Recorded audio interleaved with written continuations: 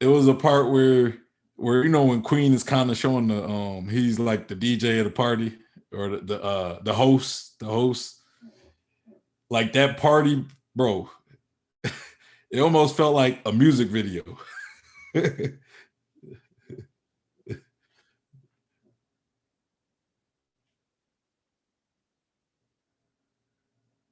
let him get that done.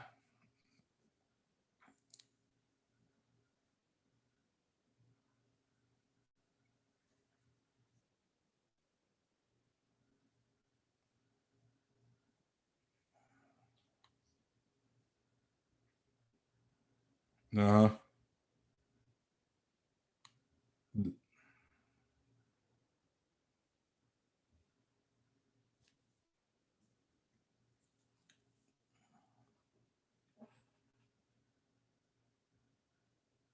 Yeah.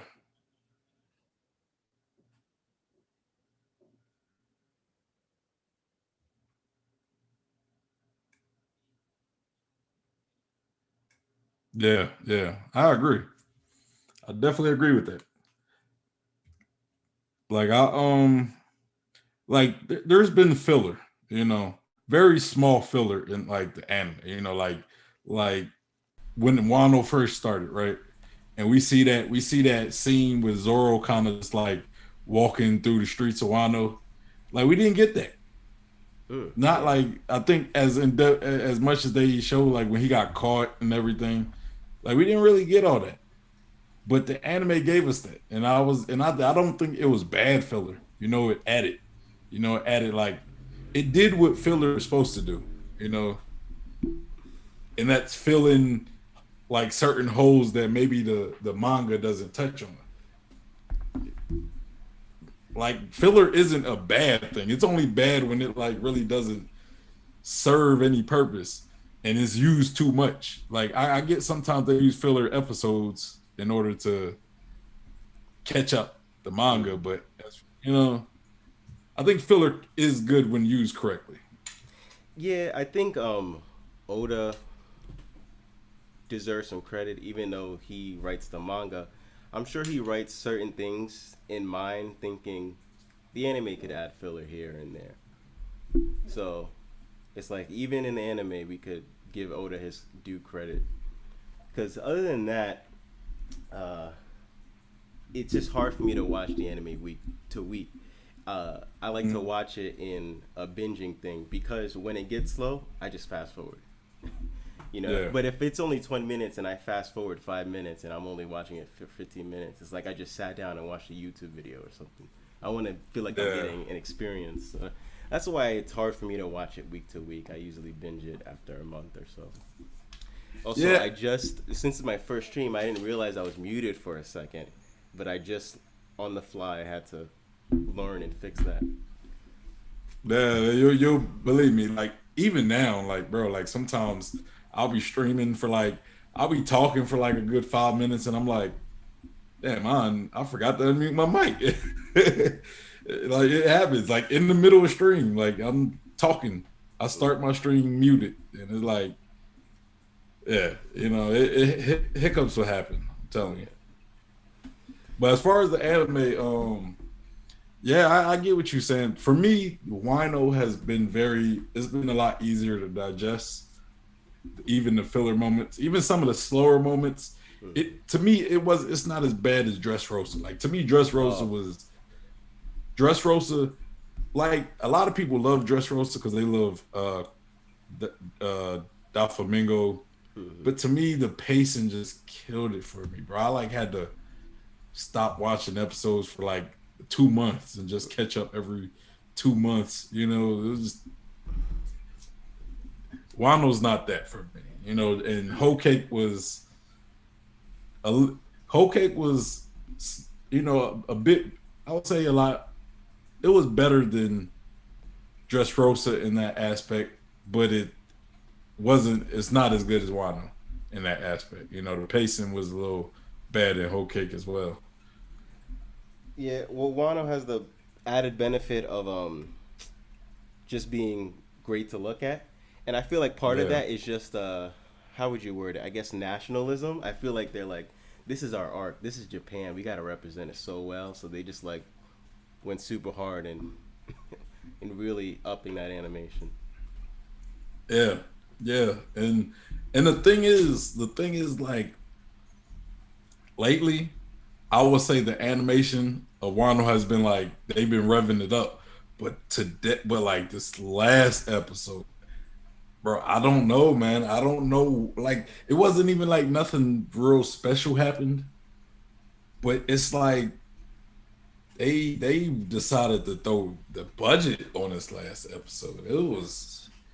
It was wild, like how fluid it moved as well, and then it was just like it started with them attacking that little fortress that's in the front of Onigashima. Yeah. It started there, and then it was like, okay, let's move on to get Nasaki and doing the chairs. Then it went to Onigashima, where it's like the party's happening. They're all having fun, and then we see Queen talking, and it almost like the whole thing almost starts as like a music video, like an anime music video, and Queen doing his thing on the mic, the music, the lights, the animation was just beautiful, almost looked like a movie, almost, like an anime movie, and then you see Kaido, we see the Toby Roppo going to Kaido, and then they come to Kaido, and bro, I'm gonna let you. Yeah, no, you should be an anime spokesperson watch that, because you do have me hyped to see that next episode. Bro, like,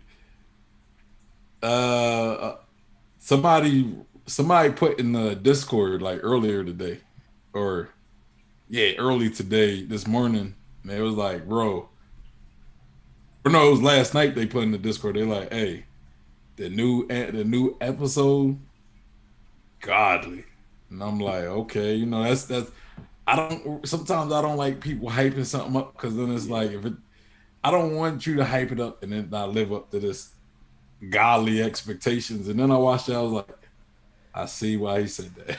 Yeah, it was trending on Twitter, like in different countries, even America, and I'm like, what? They just went to Onigashima? What could be so special? But now that you told me about it, I'm like, okay, I gotta check this out later today. And it's not like anything special happened. Yeah. To me, that's kind of the like why, like that's why I'm shocked. To me, that's what kind of got me all revved up, because nothing special happened, but they made it a special episode almost. Yeah,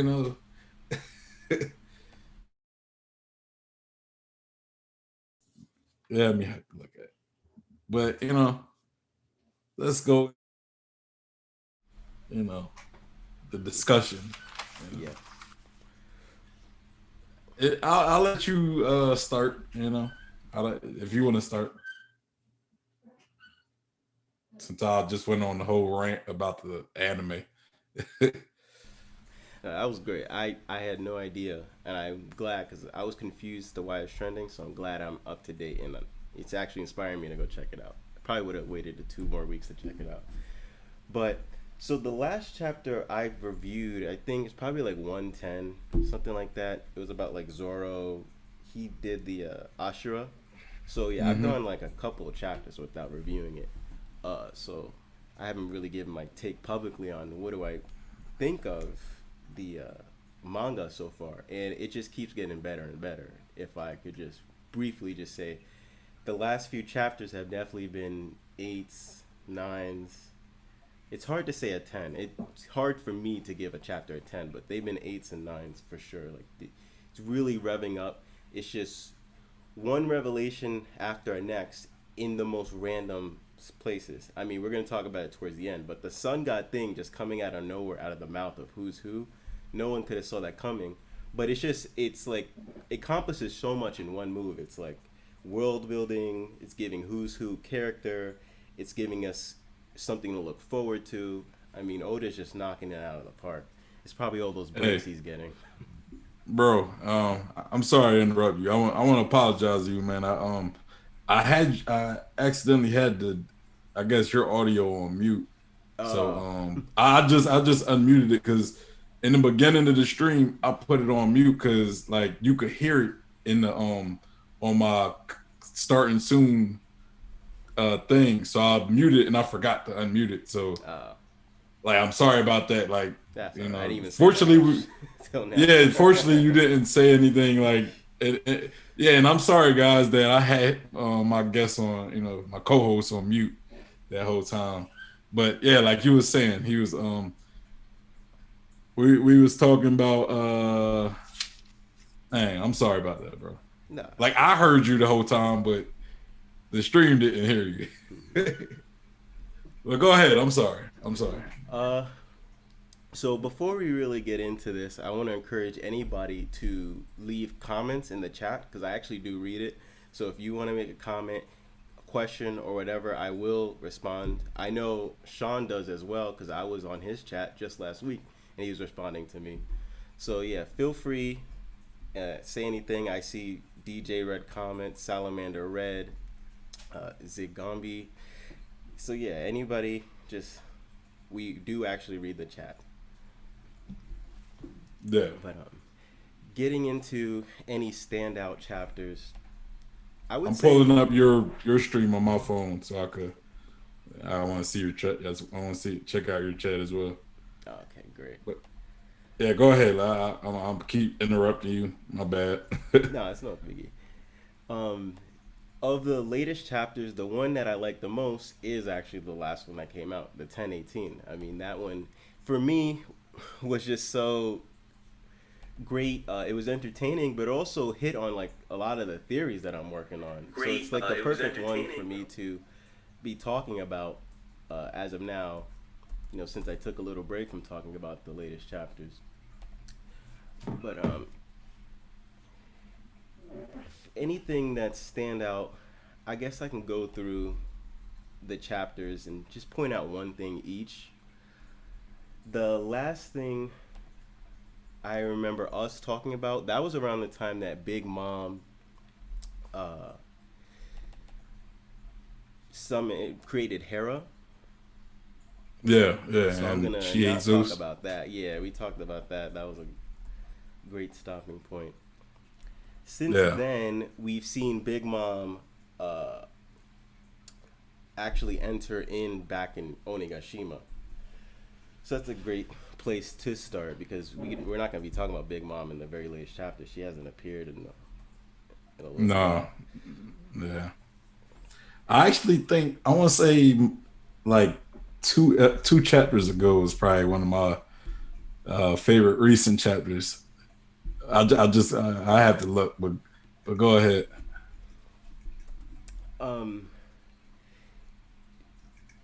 So what we learn about Big Mom's soul, which I find interesting, is that she could have a rebellious soul,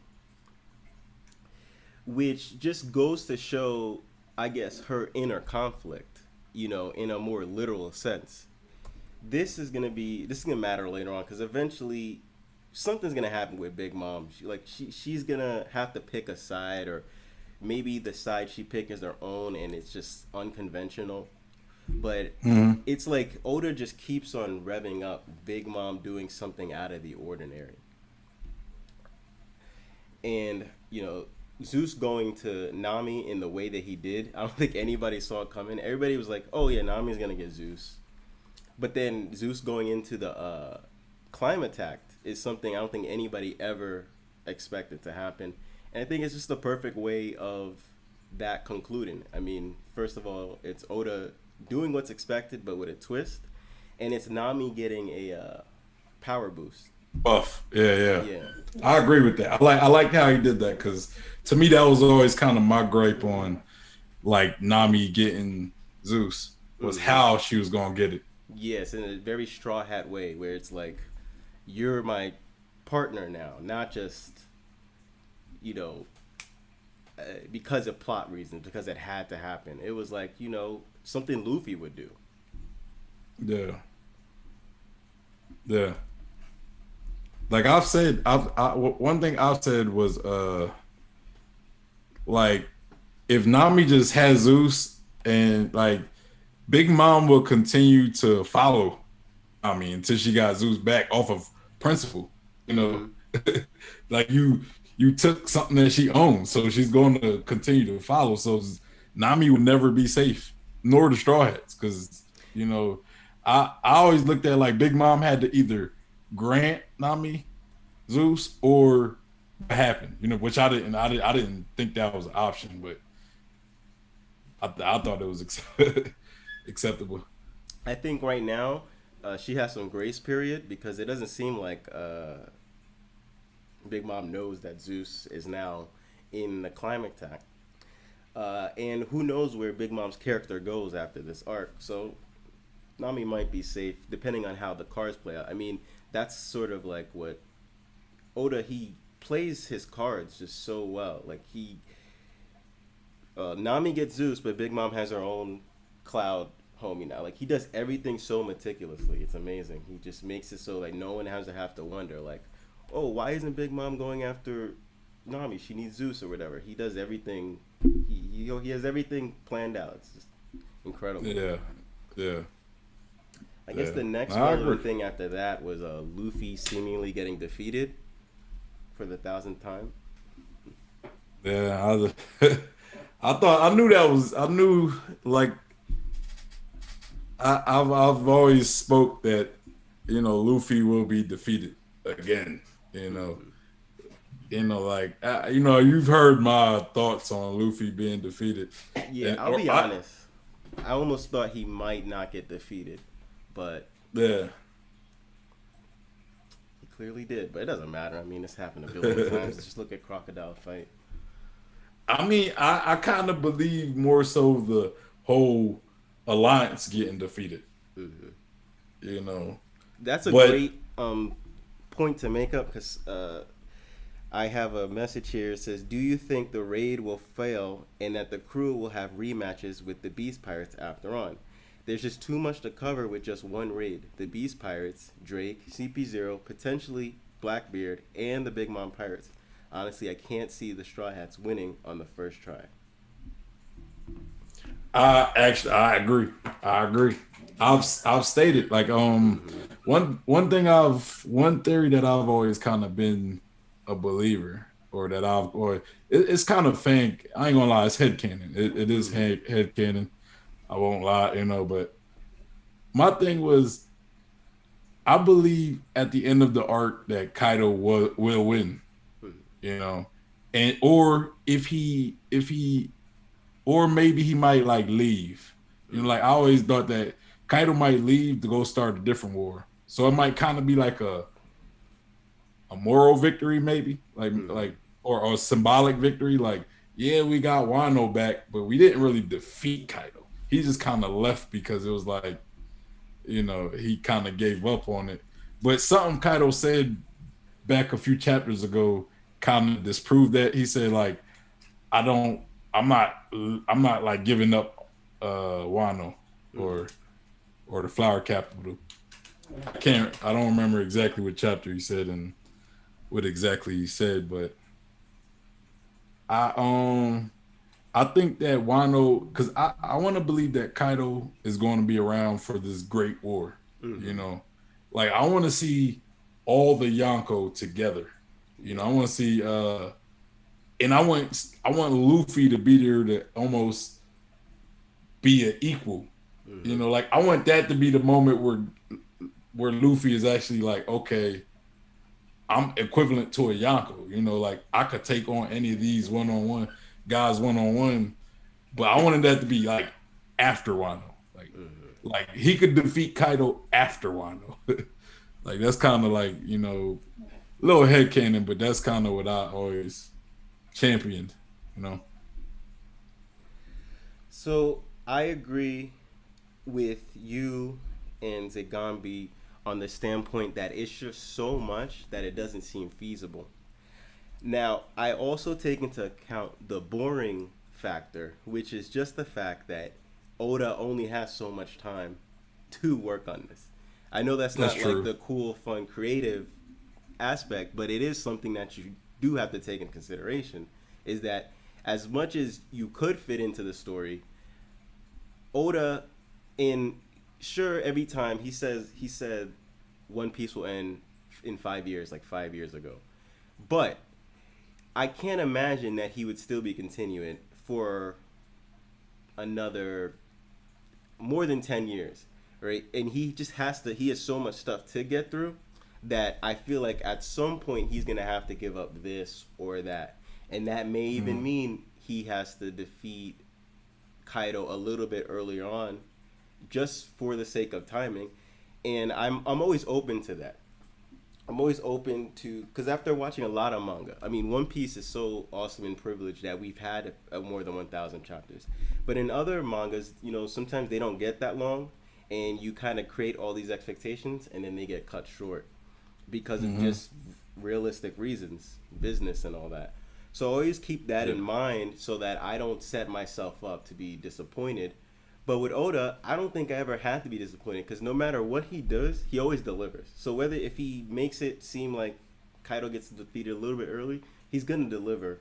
So I always just keep that in mind. But I definitely see your points and agree with it in terms of like awesome, cool, creative factors. I mean, I think it's possible he could go down. And like one way I think Oda can go to make it a believable defeat, at least in my eyes, you know, in my opinion, is if Big Mom somehow betrays Kaido.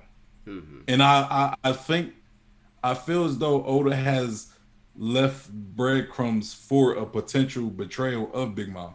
Yeah. You know, because think about it. Where the Big Mom pirates? Where are her children at? Like, they've been in Onigashima how long and not one person went to go get them? Like, I feel as though somebody went to go get them, they'd be here by now, right? Yeah. That's what I would think. And plus, they're in the air now, so I mean, I don't know how that would work. They would have to meet him in the fire capital. But that would be funny if they made it to Onigashima only to realize it's not there anymore. But like, yeah, Kaido. I don't think Kaido has ever told Big Mom about those lifts that he has. You know, the entrance to Onigashima without having to go up the mountain. Yeah. Like, he's never told Big Mom that, at least as far as we know. And you also look at Peril Sparrow. Like, when he first got there, he was kind of teaming up with Marco. You know, he was going against the Beast Pirates. And then Big Mom punching Ulti. You know, Ulti is one of Kaido's officers. You know, so I think there's a little something there for a potential betrayal, you know, and if she does, she could hurt Kaido enough to maybe for Luffy to defeat, you know.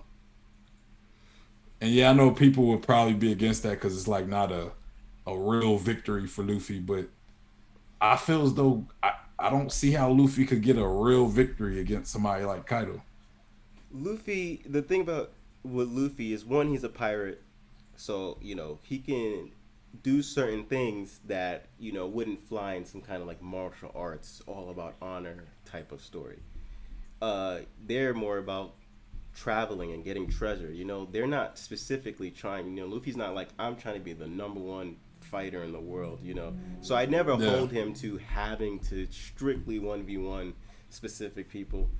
And it's just whatever Oda does, what I've learned is to just, because there's been times in the past where I'm like, there's no way Oda could do this or that, but then he just makes it deliver, because if it doesn't pay off in the moment, it will pay off at some point.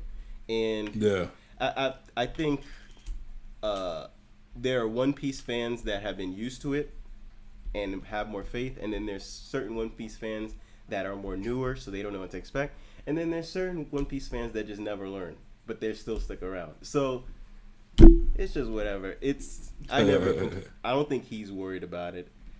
I have here. Hey, I got another about Kaido defeat. I forgot there was another option, another theory that I had for Kaido. And again, these aren't like theories I came up with, you know. And you heard me say this theory before, but I'm not going to take credit for the theory. But Blackbeard. potentially being the one to kill Kaido, kind of like doing what he did to Whitebeard, you know. And a lot of people always say, you know, like, why would Blackbeard do that? Why would Blackbeard kill him? But like, think of it this way. I think Blackbeard could take on the third devil fruit. Mm-hmm. I think he do, because if you look at his theme, it involves threes, right? He has like a theme of threes. You know, he had his Jolly Roger has 3 skulls. He's his animal, like Oda gives a lot of characters like animals, right? Yeah. Especially like the Shichibukai. You know, if you look at all the Shichibukai, Ball Hancock's a snake, Mihawk's a hawk, Kuma, bear, Law's what? Leopard, a panda bear? Snow leopard, something. A snow leopard? Yeah. Okay, yeah, okay. Doflamingo, flamingo, and then you had Blackbeard, a hippopotamus, and a hippopotamus. If you like look this up, a hippopotamus has 3 stomach chambers, right? So he basically could have 3 stomachs, you know, if they go by like the hippopotamus theme, right? So that would leave one for the Yami Yami no Mi, which is supposedly the most powerful Logia, right? And then you have the Goro Goro. Is it Goro Goro or Goro Goro? Gouda. Gouda Gouda. Yeah. The Trimmer fruit, which is said to be the most powerful Promethea. Now let's say he gets Kaido's devil fruit, the most. I mean, we don't know if it's the most powerful zone, but let's say it could potentially be. That's why Kaido's as strong as he is. Yeah. He would have the most powerful Logia, Promethea, zone devil fruit.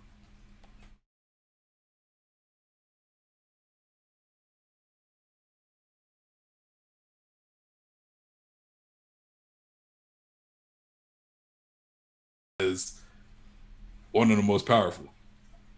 If you give him that devil fruit, who's challenging him? It's going to have to be Luffy and the series Luffy.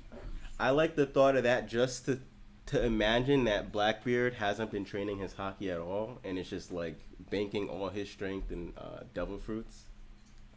I could see something like that. Yeah. I think they say you're muted. Oh, yeah. I had to fix something on another scene. It should be fixed now. Yeah. Yeah. So, I don't know. You know, I like to look at Blackbeard as being the potential. At least as far as Kaido's devil downfall. Which animal was Crocodile again? Crocodile. So I do like that from that standpoint of like him having all 3. The only thing, the grievance I have is that if we're seeing a dragon with Kaido, I don't know if I really want to see another dragon. That's just my grievance with that. Bro, but it's not it all makes sense. It's not a normal dragon, bro. It's not a normal dragon. It's a dragon with the darkness fruit. Yeah, I get that. And Trimmer abilities, you know. It's not just like a normal Kaido dragon. It's gonna be. I just got a comment. It says, "I like the idea of Blackbeard getting Sengoku's Buddha and corrupting it." Oh, that might actually be. That'd be pretty dope. A dark Buddha. That would be really cool. The darkness Buddha. It's like, instead of enlightened, he's endarkened. He makes his own word. If I don't read your comment, it's not that I'm ignoring it, because I see something like with the Zorro and the mink. The reason I do that is because I know later on we're going to talk about other stuff where it'd be more relevant. But I will backtrack and look at other comments. But But if you move on, I'm done with that, you know, my little spiel. Yeah, we'll talk about Luffy losing. That's a good topic because it's not like that's been resolved yet. So even though it's a little old, we can still talk about it. First thing, I find interesting is that he goes in the water, and my prediction, I'll say it even though it obviously didn't happen, was that because he's rubber, maybe he can find a way to like find like an air bubble in the water, absorb it, and then become a balloon and float to the top. I'm surprised in over 1,000 chapter I don't think we've ever seen Luffy utilize his rubber powers in that way to counter water. We've seen so many devil fruits counter the water weakness, like Aokiji's an easy one. He literally freezed out ice, you know. But I don't think we've ever seen Luffy like really utilize that in over 1,000 chapters. I guess when he touches the water, it's just you can't, you know. He just loses. Because you look at Aokiji, he doesn't really touch the water. You know, he's freezing it before his body even. Well, I mean, I guess when he stuck his hand in there and froze that part, but like when he's on his bike, he's touching his bike and his bike's touching the water. You know. That's true. But I don't know. That's for the sake that's of weird. like if he was already submerged, but if he's not submerged, he should be able to work with it because Brook, he can literally just like run on top of water. I mean, so if he can do that, why can't Luffy figure something out? But of course, he was knocked out when he was falling off, so there's nothing he can do now. But I was thinking maybe some way, somehow, he could have saved himself. But the obvious answer was that the submarine was going to save him, and it happened. You know, sometimes the most obvious thing is the correct one. Yeah, and that's what I usually always, say, because like there was a topic that I was talking to somebody before, but I know you kind of had you kind of had a flow going, so I'll just wait to get to that topic. I was gonna also comment on him being underwater in the submarine. They were able to hear him. Well, we kind of brushed over, but I don't think there's much to comment on with Momonosuke being able to hear Luffy. To me, that's not too surprising because I've always been theorizing that haki is voice. Well, I mean, that's not a theory. It's literally called voice. But I've also been theorizing that it's not just a term. Haki literally is voice. Haki is a sound. Haki is a frequency. So Momonosuke being able to hear Luffy is almost like a radio signal or Bluetooth or whatever. And so what's interesting is that even the people in the submarine were able to hear Luffy.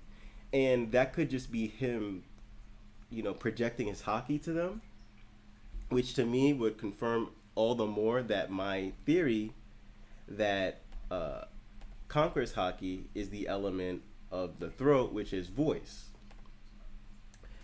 And maybe he was doing it that way, or maybe he was literally setting out a frequency that their submarine radio picked up or something. But they didn't say anything about like they heard it through the radio. They just said they heard it, which makes it seem like it's more like a spiritual frequency that they were able to hear. Which is odd because they don't have the voice of all things. I mean, they don't, so that wouldn't make sense for them too. But in one of my theories, perfect, it's showing the throat chakra in the background. In my theory, it's like the Conqueror's haki is almost like forcing somebody to use observation haki to the point that it overloads them. If you look at Kobe, when he's hearing too many voices around him, when he first used observation haki, it was like too much for him. It was like overloading him. Same thing for that girl Aiza in Skypiea. It's like it's a sensory overload. And Conqueror's haki is almost like doing that to the umph degree, like just overloading you to the point where it's almost like you're drowning, which is another thing that I'll talk about in my Understanding Haki Part 4, where there's a reason why devil fruits is weak to water, and it all connects. Mm-hmm. But yeah, I just want to make a comment on that. I never got a chance to make a video or anything like that. I got a question for you. Yeah. Because like you said something, like you said Conqueror's haki is basically observation. It's almost like forcing you to use your observation haki to like overloading like it, right? Forcing you to hear my voice. Yeah. Basically. That kind of reminds me of like the Infinity Stones in like the Marvel universe, right? To where like each stone does something, right? Like you got Time Stone, you got the Power Stone. But like when they're together, it's like, because how they work, it's like, okay, you got a time stone, right? The power stone is boosting the time stone, right? So you could, so like, let's say with the time stone alone, you could kind of reverse time a little bit. Yeah. But with the power stone, you could go through time, like you could exist in like all times if you wanted. You know what I'm saying?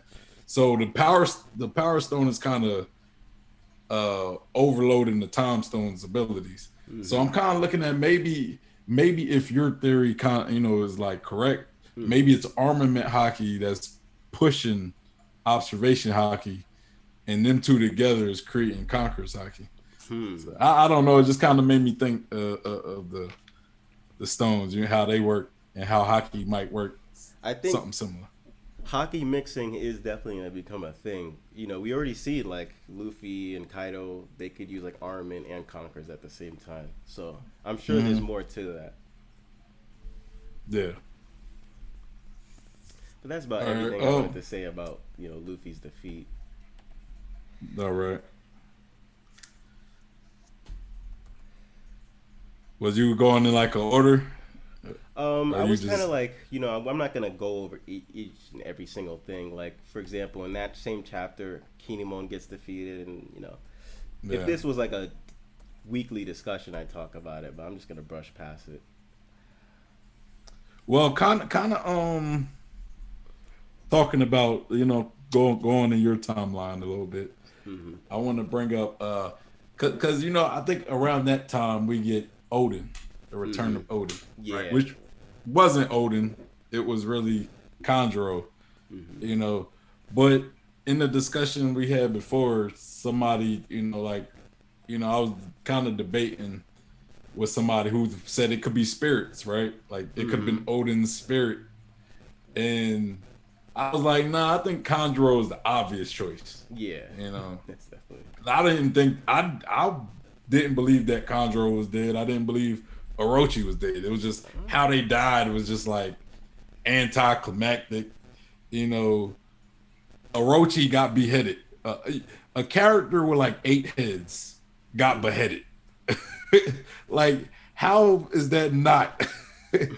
How's that not like obvious that he wasn't going to be dead? Yeah. Conjuro, who could clone himself, right? But thinking about it like spirits, right? Right now they're having the Fire Festival. They're having the Fire Festival, which is a homage to the dead. We could potentially get the return of some dead characters. I mean, you know, temporary return, you know, by the end of Wano, you know. We could potentially get Odin, right? Like Odin, we might get a little closure with Odin, and the Scabbards and his family. And then if Okiko is really dead, like if Okiko is really dead, then, you know, Okiko could reunite with Izo, you know. It'd be a little closure for Izo. And then I'm trying to think of who died. If Kinemon died, he could return to see his wife. Yeah, because remember in the beginning he was like, "Oh, I'll wait to after we reclaim Wano before I'll see my wife." If he's dead, you know, we'll never get that closure. Yeah. And here's another one we can talk about for a while, and we're going to, but I just want to real quick before we move on. Someone said something interesting. I just had one more person. I'll let you go. Oh, yeah. Ace. Ace. Yeah. He Otama, Luffy, and Yamato. You know, they get a little closure. But go ahead. That would be amazing. Salamander Red said, Conqueror's Hockley amplifying observation, you know, could create the voice of all things. I think that's an interesting take. I could imagine something like that.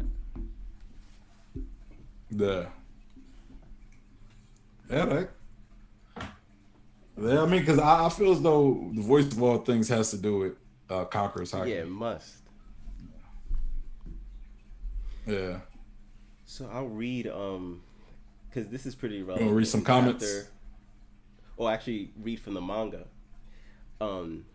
So we found out that we're about two characters. It was Otoko and Tenguyama.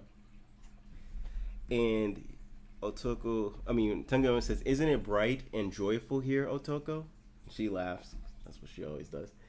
The Fire Festival is a time to mourn and celebrate those who have passed. That is why the fire are so high up and reach up to the heavens. She says, "I wonder if Daddy is watching us right now." So that's another person. Of course he is, my dear. Just look at how clear the sky is. I'm certain that he is looking down at this very moment and watching you and the fate of the country. So there's so many hints that something to do with the afterlife, something to do with these souls. And now that we know about the sun god, sun, fire, the fire festival, one more person. Isn't it bright and joyful? Joy boy. I mean, there's just so many interconnecting things going on here. Hey, listen to this. I want to set the stage. Remember, I forgot who Zorro made a promise to. Like, okay, remember they won the sword from Suishu. Yeah.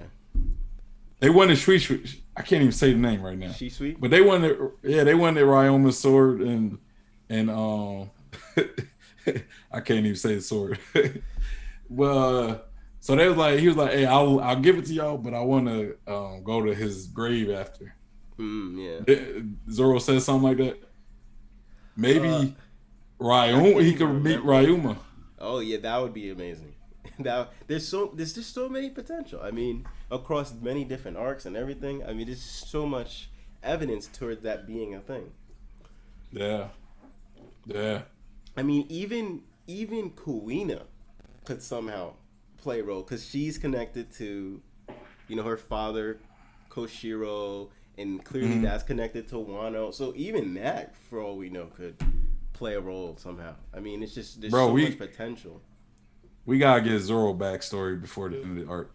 Yeah, like we gotta get something. We gotta get like some like Zorro was an orphan from Wano, or I don't know, because like maybe he's Ryuma's great grandson or something, like, bro, we gotta get something pertaining to Zorro's history, his history pre-Luffy, how he ended up in the East Blue, I mean, yeah, unless he's from the East Blue, or like we don't know any of that. Yeah, maybe he's a prince. Yeah. Maybe he has like 4 other brothers and sisters. Yeah, or he's clones of and stuff. I kind of hope that. Don't do that again. Don't do that again. Nah, but yeah, we gotta get some with Zorro.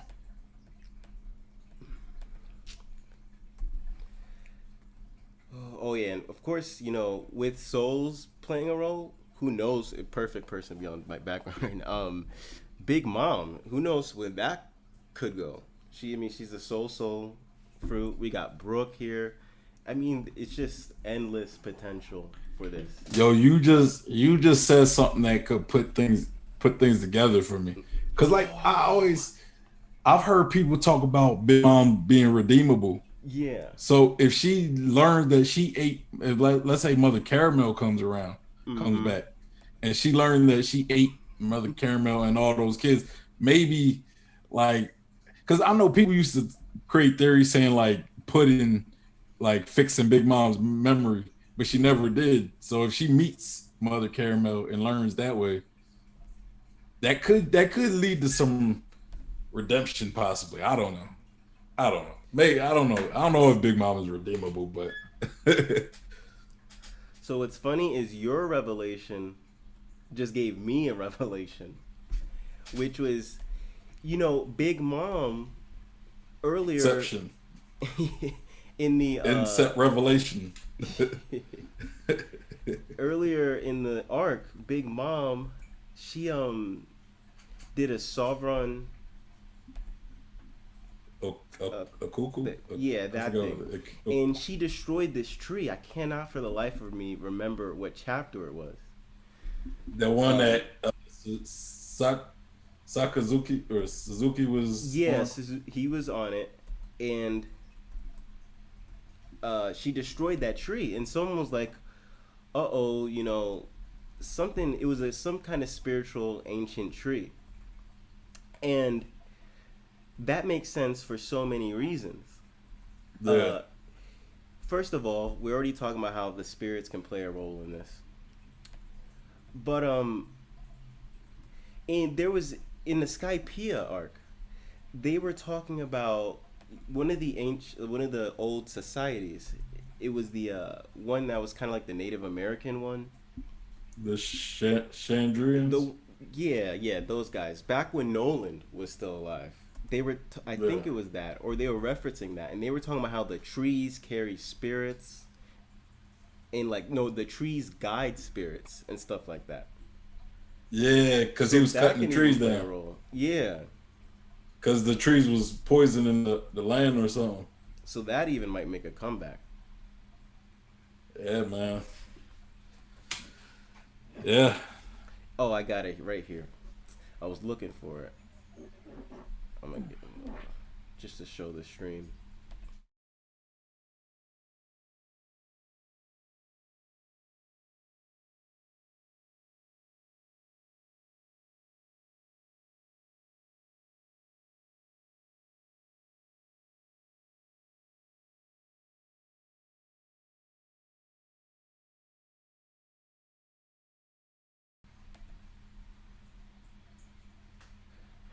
Yeah, that'd be amazing. Man, the red. Yeah. Yeah, man. Like,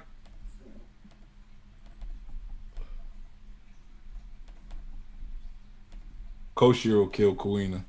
But, That'd be you know. real sick. I don't even know. Well, One Piece might go that far, but he killed Bro, his I own just daughter. I don't believe she died from falling down the steps. Like, really? Like, bro, she died. She a trained samurai. Better than Zoro at the time, you know? And she died from falling down the steps. Like, I don't know who took a bigger L. Kuina dying from it was probably gonna have to be Kuina, but I was gonna say her for falling down the steps or Shanks getting his arm bit.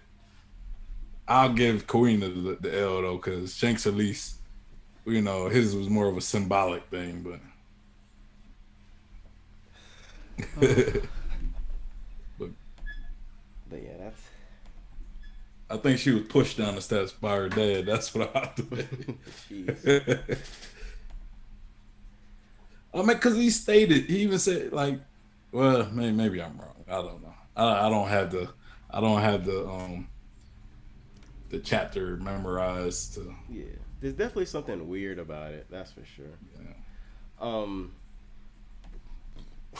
but I guess that's. Is there anything more about the anybody coming back in Souls and stuff that you have to say? Oh no.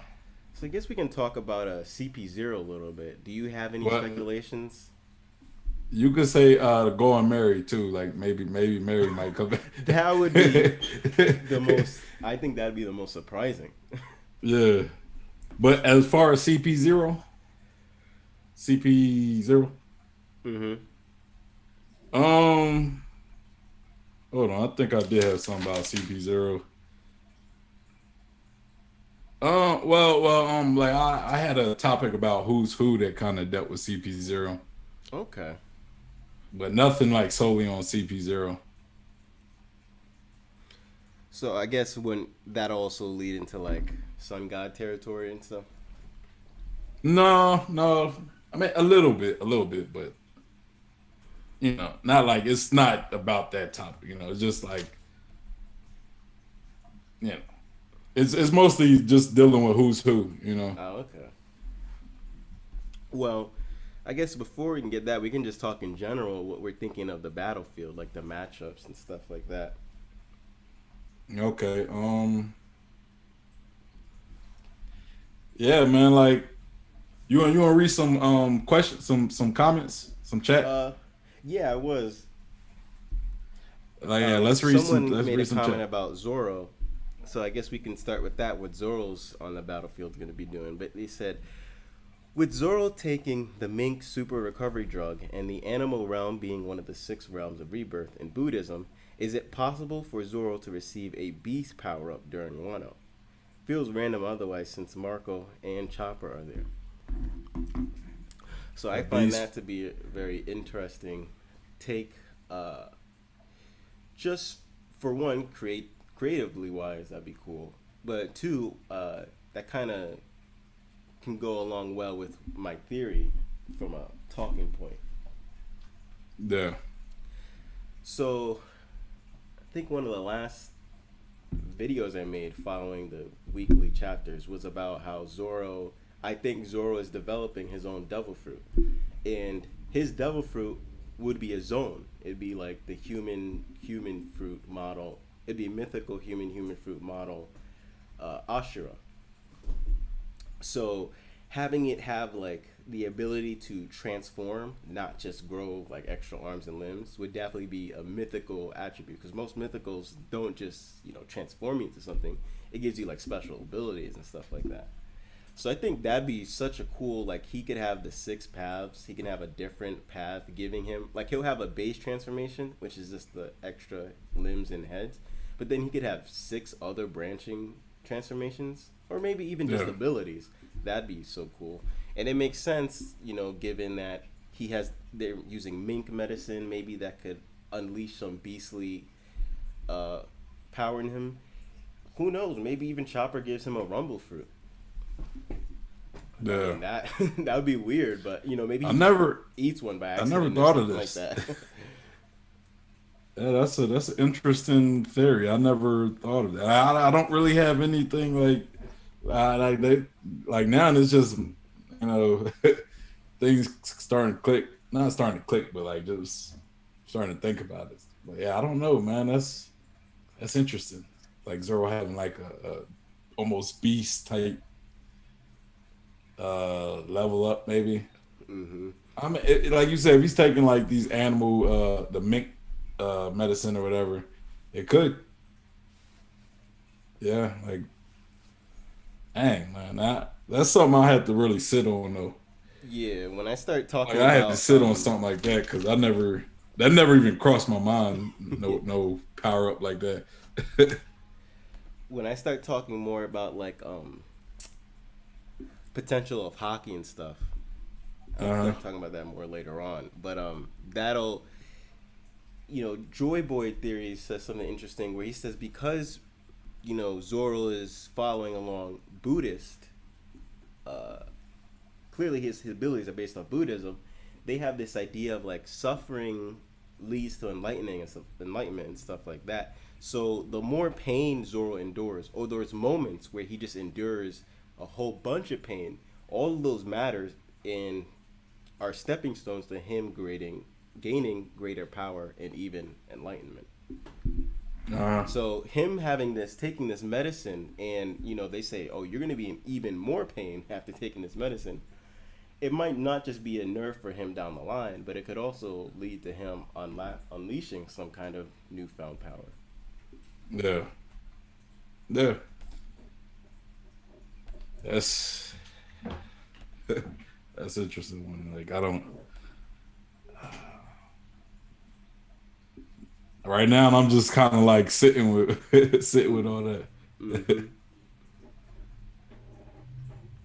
But yeah, like that's interesting though. Like your idea of like being able to make devil fruits. Mm-hmm. Like, would you have to die? No. And become a devil fruit? Yeah. I would think it's not the devil fruit itself; it's the devil in the devil fruit. And that's just your soul passing on to that fruit. It may not even be strictly just your soul. It could just be a part of your soul that contains that power. Meanwhile, maybe a different part of your soul leaves behind that power but goes on to the afterlife. That's even possible too. Yeah. And I'm actually going to bring that up later on, later when we start talking about the sun god. Okay. All right. Got any more? God, I'm looking at like stuff that I always save. I take like snapshots of certain things that it's like I might not have a fully crafted theory, but I know somewhere along the line it's gonna be relevant. So one of the things I have here is Voices of the Gods. I'm just looking at it like, oh, that's gonna be relevant even now. Yeah. I just decided to just look through it randomly. But, ooh, I might show some little behind the scenes to the stream. What does it look like for me to gather all these manga panels? Yeah, man, that's a lot of research to go through all those chapters. Yeah, it's yeah, you're good at that though. It's fun though because it's like I'm also rereading One Piece, and that's always fun to do. Yeah. Someone said, "Will Oda ever bring back the Club Alterman concept?" I don't think he has to bring it back. I think it's always been here. It's just he's just waiting for that moment to show, oh, there it is. It's relevant again. I think, I've always said, if you look on my stream right now, it shows the cursed sword theory. I actually talk about the Club Alterman because I think cursed swords are just the spirit or haki of the swordsmith, right? Just as easy as I can explain it is, black blades, they become black because they have the haki of the swordsman. Like if Odin or Ryuma puts their haki in their sword, it'll turn black. What makes a cursed sword could involve the swordsman to some extent, but what I think it actually involves is the swordsmith. That's what makes the cursed. And this concept of putting a soul being inside of something isn't new to One Piece because of the Alterman. It's always hard to pronounce that. But, we've seen the soul inside of a ship. And Big Mom shows that concept to a T because she has a sword with a soul in it. She has a ship with a soul in it. And it's like all these concepts I think can be related. If a ship can have a soul in it, why can't a sword? We've seen it with Big Mom. We've seen it with the Club Alterman. So it only, you start connecting enough dots and it all makes sense. We've seen it with weapons with devil fruits. Yeah, precisely. Yeah. Yeah.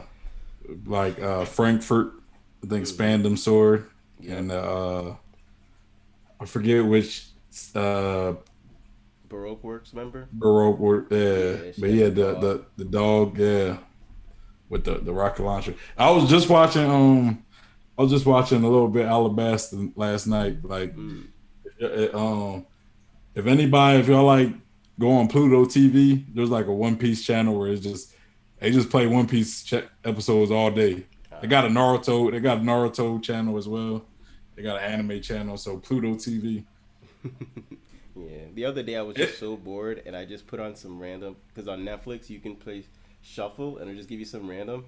And I sat there and I watched like 3 episodes of Naruto filler and I was just bored, so I actually enjoyed it. It's funny. Yeah. Like if I was watching it, if I deliberately tried to watch, I would have skipped it because it just randomly watched. I was like, oh, this is entertaining. That was just sometimes I just put on. Sometimes I just put Pluto TV on, and sometimes I'll look at the anime channel, and sometimes they have like JoJo Bizarre Adventure. Sometimes they have Hunter x Hunter.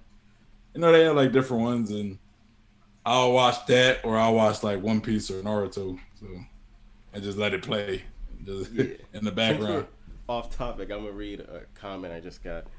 It says Pluton is a black ship from a cursed Club Alterman. that would be funny. It's not only cursed, but someone put arm and haki in it and made it black.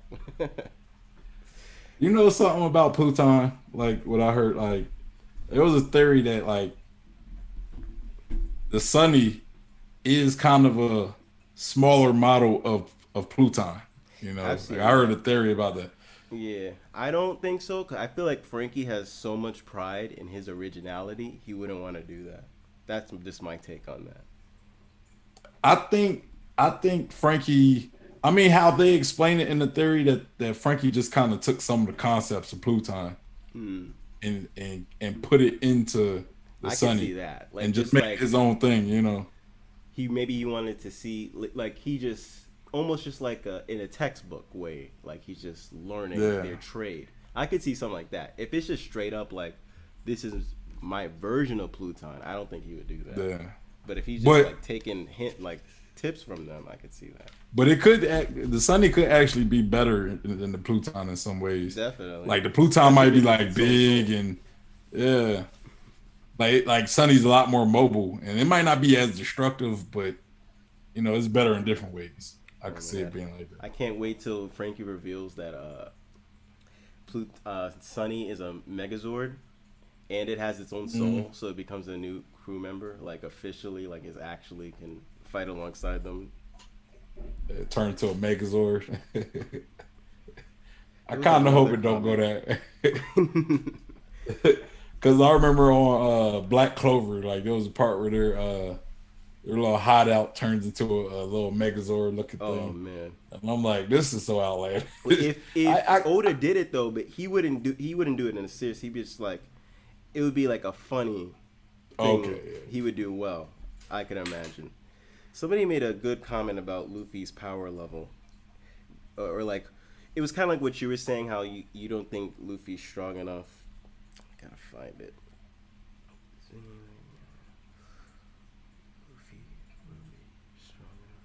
Okay, Luffy can be equal with a Yonko when he meets Buggy again.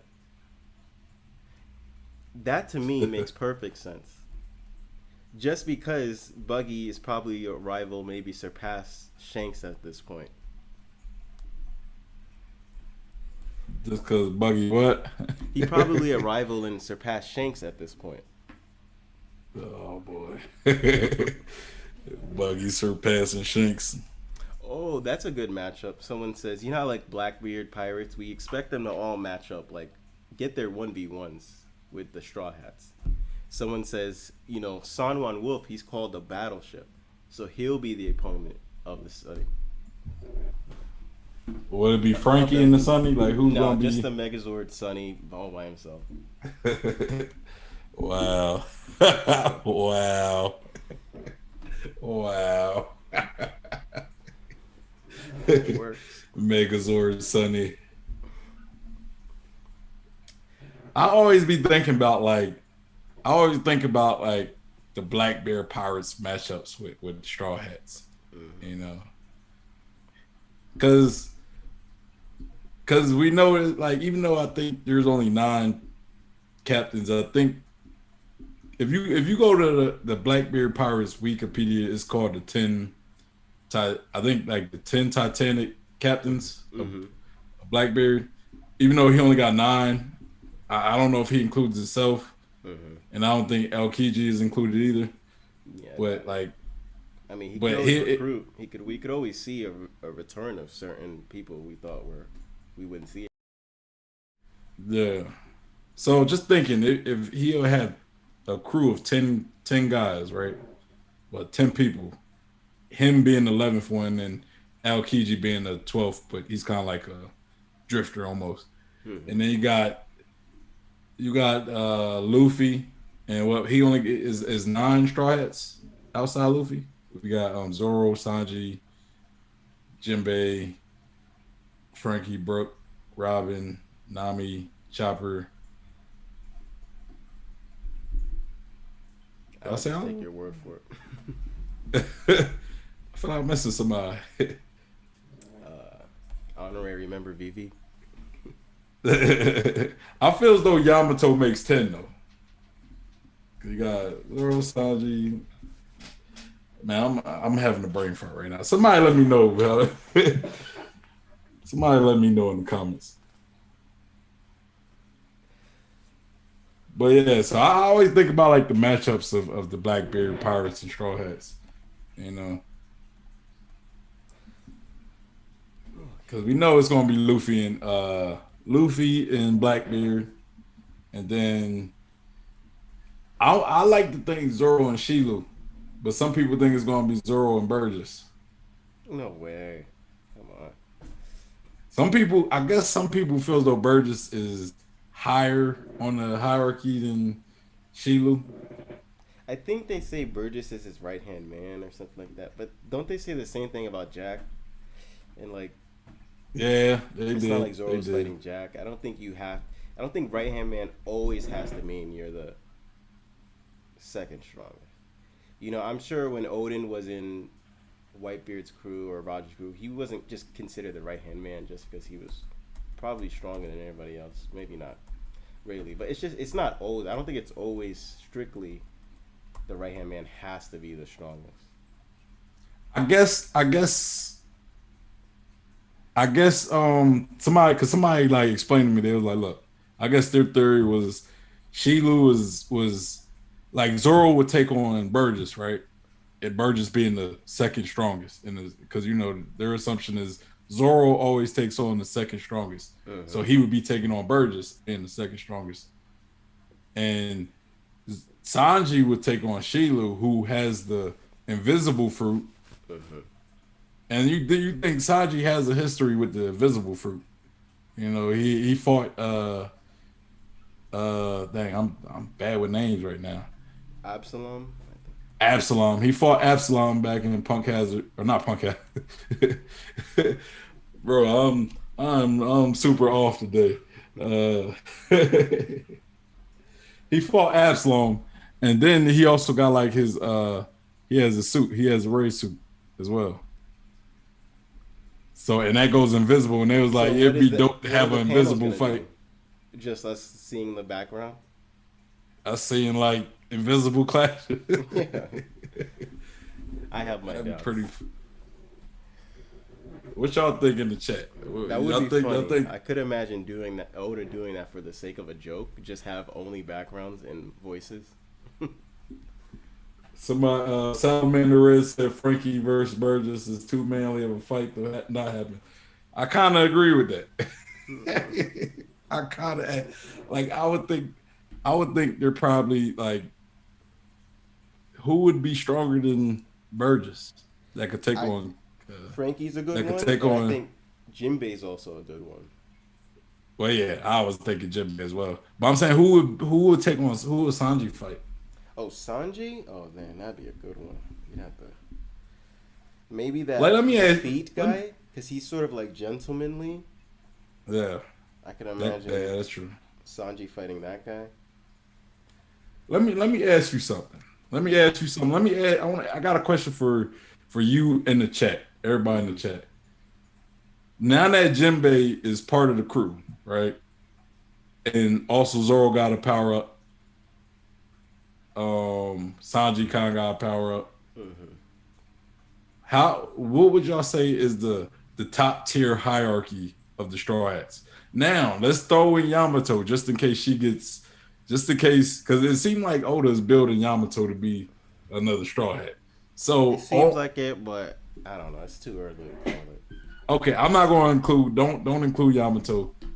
Just Jinbei. Is he higher than Zoro? Is he between Zoro and Sanji, or is he like behind Sanji? I would put him behind Zoro currently and permanently because Zoro and Sanji have way more potential than Jinbei. Jinbei's a very seasoned pirate. He's been in this for a long time. There's only so much you can improve after a while. Yeah, so he's old, a lot older. He could be around Sanji, but Sanji definitely has the potential to surpass him probably after this arc, I would say. Yeah. But he did make light work of... I mean, I wouldn't say it's completely light work, but he kind of owned Who's Who. It really wasn't too much of a struggle for him, and that was a Toby Roko. But it's like the CP0 said. I mean, like, they were like, he might not survive because he's fighting Jinbei. Like, they put a lot of respect on who he is and his title. So Jinbei's not one to mess around with. I mean, he was able to block a Yonko, Big Mom. I mean, she was kind of nerfed, but he's not just anybody. He can hold his own. He has a lot of experience, and that more than anything, it's like experience versus potential. That's what it comes down to, really, more than anything. I kind of looked at it like, I feel as though going into Wano, or let's say end the whole cake, right? End the whole cake. I would probably say Jinbei would have been ahead of Zoro and Sanji. But I think after these upgrades, I think Zoro and Sanji might either be equal to Jinbei with the most likely potential to just get even, like surpassing the state and just increase that gap, or they're already stronger than him. You know, the thing about Jinbei, I'm just realizing is there's Jinbei. He's a situational person because it also matters how much water is there. I mean, That's if true. they're just in water, Jinbei wins. If Yeah. they have like maybe they're fighting on a lake, there's half water, and then it's kind of a toss up. If there's not a lot of water, then that's when it's like I think Zoro can have that sort of decisively, and Sanji right now it's more of a toss up. Yeah. Yeah. I feel like Sanji, he's someone that gets tripped up a lot. In Jinbei, he's very seasoned. He has a lot of experience, so I feel like he could catch Sanji off guard. You know my thing easier with to catch Sanji. off guard than someone like Zoro. You know my thing with Sanji. Sanji has a tendency of fighting characters that's just way stronger than him. So that's why his showings are always low because he just fights. He fights characters that outclass Luffy at that moment. Like he clashed with Luffy or Doflamingo. He was like the first person to clash with Doflamingo, the first Straw Hat at least. He clashed with Virgo back in Punk Hazard, and you see how with Virgo, you know, Virgo was troubling both Law and Smoker at that time, and he's come out the end. I ain't gonna say it was like he got beat up or nothing, but like I think he broke his leg, almost broke his leg on one of the clashes.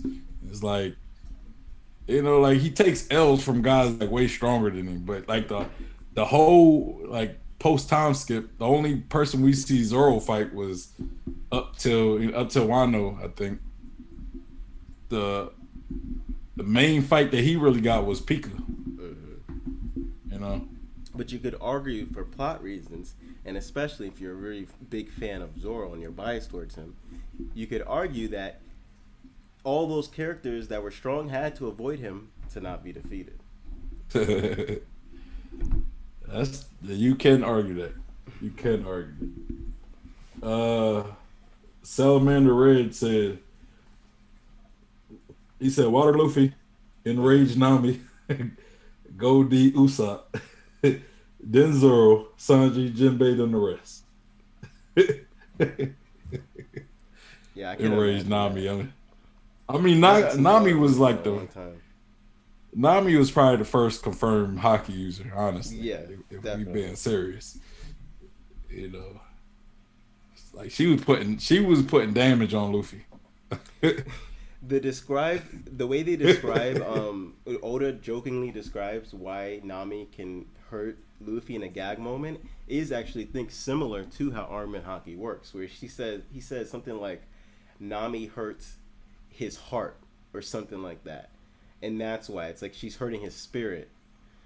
And ironically enough, or maybe not ironic, that's what he was going for. I think that's how arm and hockey also works, is that the reason why you can hurt a Logia user that's made of fire is because you're not really hurting their fire body, but you're actually hurting their spirit. Yeah. And I mean, you know, when Garp was introduced, he gave Luffy that punch of love, you know. You know, now we know that was clearly hockey, but Fist of love. man, I miss Garp, man. I need some Garp in my life. Yeah. Garp need to come back in the story somehow. I'm gonna just say that. But yeah, all right. You wanted to move on? Yeah, we could talk about who's who, and then Sun God, and then do a little. So you ready to go into some of the topics? Yeah. All right. I kind of wanted to throw in this, you know, like this. I was having a conversation earlier. Somebody brought it up in the Discord. Hey, you should put the link that Discord, and you know what I'm saying, link the Discord.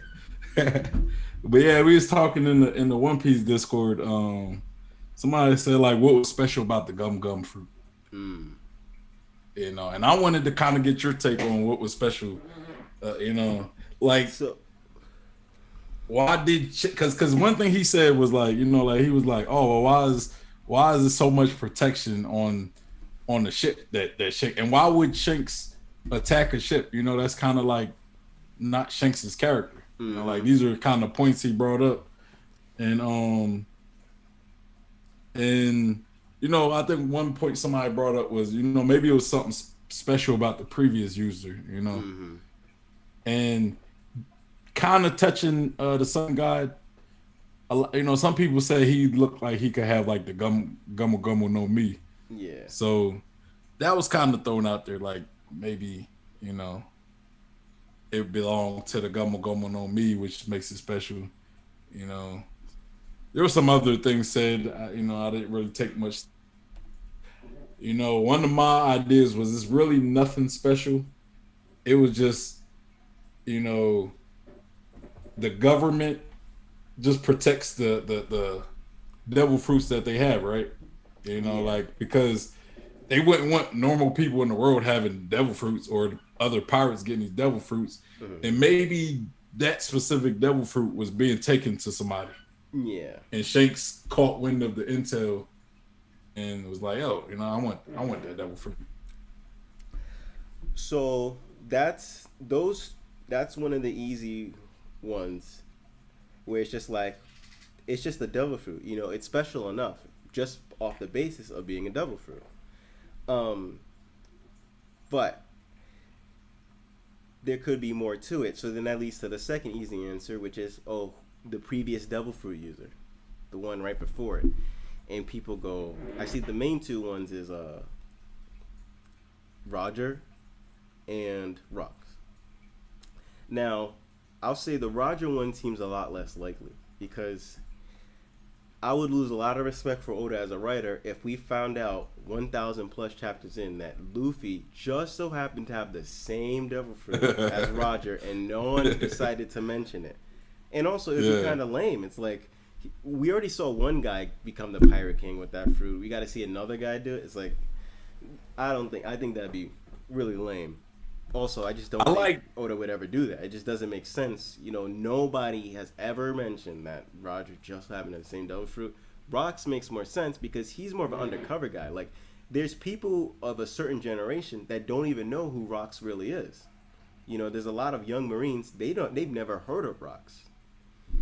You know, there's probably many Straw Hats. If anybody knows of who Rox is, it'd probably be like Robin, maybe Jinbei. But I'm sure they don't know who Rox is. Like, they kind of erased him from history a little bit. So it makes sense if it was him. But I don't think it is, but it would make sense. Yeah. I mean, I like to think that Roger don't have a devil fruit. Me personally, I like, you know, he's like one of them characters who just badass, you know. But yeah, so which one are you? Which one are you thinking? So for me, well, I guess on one avenue, it's like, I just think, I guess I would have to split up, but I'd have to start with this. One is that it's something important specifically to Emu. Because it seems that the Cypher Pole agent, who's who, and nobody else has mentioned what is important about the Gum Gum fruit. So it's like, no matter what the reason the Gum Gum fruit could be important, no one has ever brought it up. And why is that? It could be something as simple as, well, maybe they kind of erase it from history with Rox. But even then, it's like, Kaido is Rox's, you know, he was his, what do they call it? Just the ship. Project. Yeah. He would say something. He would mention, like, somebody's gonna mention it, no matter what the reason is. As long as it's something that's public, they're gonna mention it. Yeah. So maybe it's something that only specific person really knows. Like, maybe only Emu and the Gorosei, and even Shanks, because, you know, Shanks seems to have some weird connection with them. Maybe those few people, and maybe even Blackbeard, are the only ones that know why the Gum Gum fruit is important. So then, to that, I divert. Either it's a reason we don't know, and we're going to find out later, that has to do with something more relevant in time, or it's something to do with the past. You know, Void Century, Joy Boy era type thing. Maybe one of them had the fruit. And that kind of leads into my reincarnation devil fruit theory, but we'll talk about that later. to read a comment, it says the gum gum fruit was important for Vegafunk's gigantification experiments. That's a good I was one. about That to makes point sense. that comment out. Yeah, that dude, it's actually a great theory. Like, Yeah. I was thinking, I was like going to read that one because I was reading some of the comments. Yeah, that would make a lot of So sense. DJ Red comment said Yamato isn't going to be a straw hat because of the national popularity poll. Yet honestly, there really isn't hierarchy during wartime for the crew because Brooke fought Big Mom first. Well, that's That's true. confirmed. Brooke the GOAT. Yeah. Oh, I can't wait to see more from Brooke. Look like Salamander Red. Look like you're gonna have to change your hierarchy around and add Brooke. But yeah, go ahead. Oh yeah, but I kind of Oh, so I just want to, before we move on, I do want to read this comment. Dress Rosa would have been over faster if Fujitora didn't stop Zoro from killing Doflamingo. That's fact right there, without a doubt. You can't even debate that. Yeah, he was about to kill him right there. And Fujitora, he's an observation, he uses future sight. He's like, no, that's not good for the plot. So he stopped him. In fact, I'm confident that that's the whole reason Big Mom is even there, fighting with Kaido, because without her, Zoro would have killed him long ago. So everything that these people are saying, especially Salamander Red, it all adds up. so okay. So if all this is true, then what does that say about Mihawk? Mihawk is Emu. Don't you see the eyes? They all make sense. Hey, bro, I'm gonna let y'all know Mihawk my favorite character. So y'all just gassing Mihawk up. So hey, I'm down for it. I'm down for I it. really can't wait to see Mihawk. I mean, Oda's been saving him up for so long. It's gonna pay off, no doubt. Why do you think like Shanks targeted that ship? Like, do you think that kind of plays along as at Emu wanting it, so Shanks kind of wanting to take it from Emu, or do you think? That's what I'm guessing, because Shanks, ever since we saw the Review arc, it completely changed Shanks as a character, really, because it just goes to show like he's not just, even back when we knew like he was on Roger's ship, that gave him some importance, but the fact that he could show up to the Gorosei, it changes everything for him, because it, one, puts his alliance into question, but two, it shows that he has deep connections. I mean, he could literally just go onto the place where the celestial dragons live and go up to the top guys. I mean, the second top guys. But yeah, clearly there's something a lot more to Shanks than just being someone from Roger's ship. Yeah. So yeah, I would put it past Shanks. Because I'm of the belief, honestly, I'm kind of the belief that, like, I don't know, man. I just, it's like one of them, we don't have enough information, because to me, it could have just easily been like, hey, devil fruits are a rare commodity, right? So I wouldn't even be disappointed if it was that. It would make sense. So like, the world government was they might have been transporting that devil fruit ability for like a special officer, right? And Shanks gets a whiff of the intel and be like, hey, there's a devil fruit on that. He's still a pirate. Let's be real. He's still a pirate. So, and he's growing at this time. So, he probably need more like resources. So he decides to hijack the ship, take the devil fruit. I mean, a pirate doing what pirates do. I mean, there's nothing weird about that. I mean, I'm not against it being a lot deeper than that, though. It's just, as of now, I don't really have enough information, and to me, it could have been that simple. You know what I'm saying? It could just be that simple. But yeah, that's all I really have on the speciality of the devil fruit, the gum devil fruit. Before you move on, I'll read this. I was joking, obviously, when I said the Big Mom is there because of Zoro. But Salamander Red did point out that when Big Mom said dodge Kaido, she could have saved Kaido from being beheaded, basically. So, there is that. Yeah. Yeah, I mean, yeah, So are we saying Zorro stronger than Luffy? Oh boy, that's a toxic that usually. I mean, that's a topic Could that usually doesn't end well. It's a toxic topic. No, I yeah, don't think he's stronger, but I do think he has the potential to defeat Luffy in a 1v1. It's just fighting yeah, game logic. In fighting games, there's this thing called matchups. You might be a higher tier character, but you might lose the matchup. yeah. Yeah, I mean, yeah, I think because with Kaido, I think Zoro was kind of a bad matchup for him because Kaido is the type of person who just tanks damage. You know, from what we see, he'll let you punch him around and slice him around, but blunt attacks for him probably don't really do as much as, let's say, a slice. You Mm-hmm. know, a slice with Rio behind it. You know what I mean? So yeah, Big Mom probably knew that if he would have got hit with that attack, it would have done a little damage on him. She Yeah. probably sensed the real on it, you know. But I also want to talk about, since we was kind of talking about like the whole ship situation, I want to talk about like who's who and the redeemability of who's who. Yes. Yes. You know, and a lot of people probably say redeemability. Why would he be redeemed? Mm-hmm. I think he could. I think they're kind of setting up like because CP0 is talking about like killing him Mm-hmm. if Jinbei doesn't like finish him off, and Yeah. I don't think Jinbei's going to kill him. You know what I'm Yeah. saying? So I Oh, think the Straw Hats might end up protecting who's who. Maybe yeah. That would Jinbei be. might protect, Yeah. and I think maybe he might look up to like maybe he might because think about it. We learned that who's who was asking about the Sun God, right?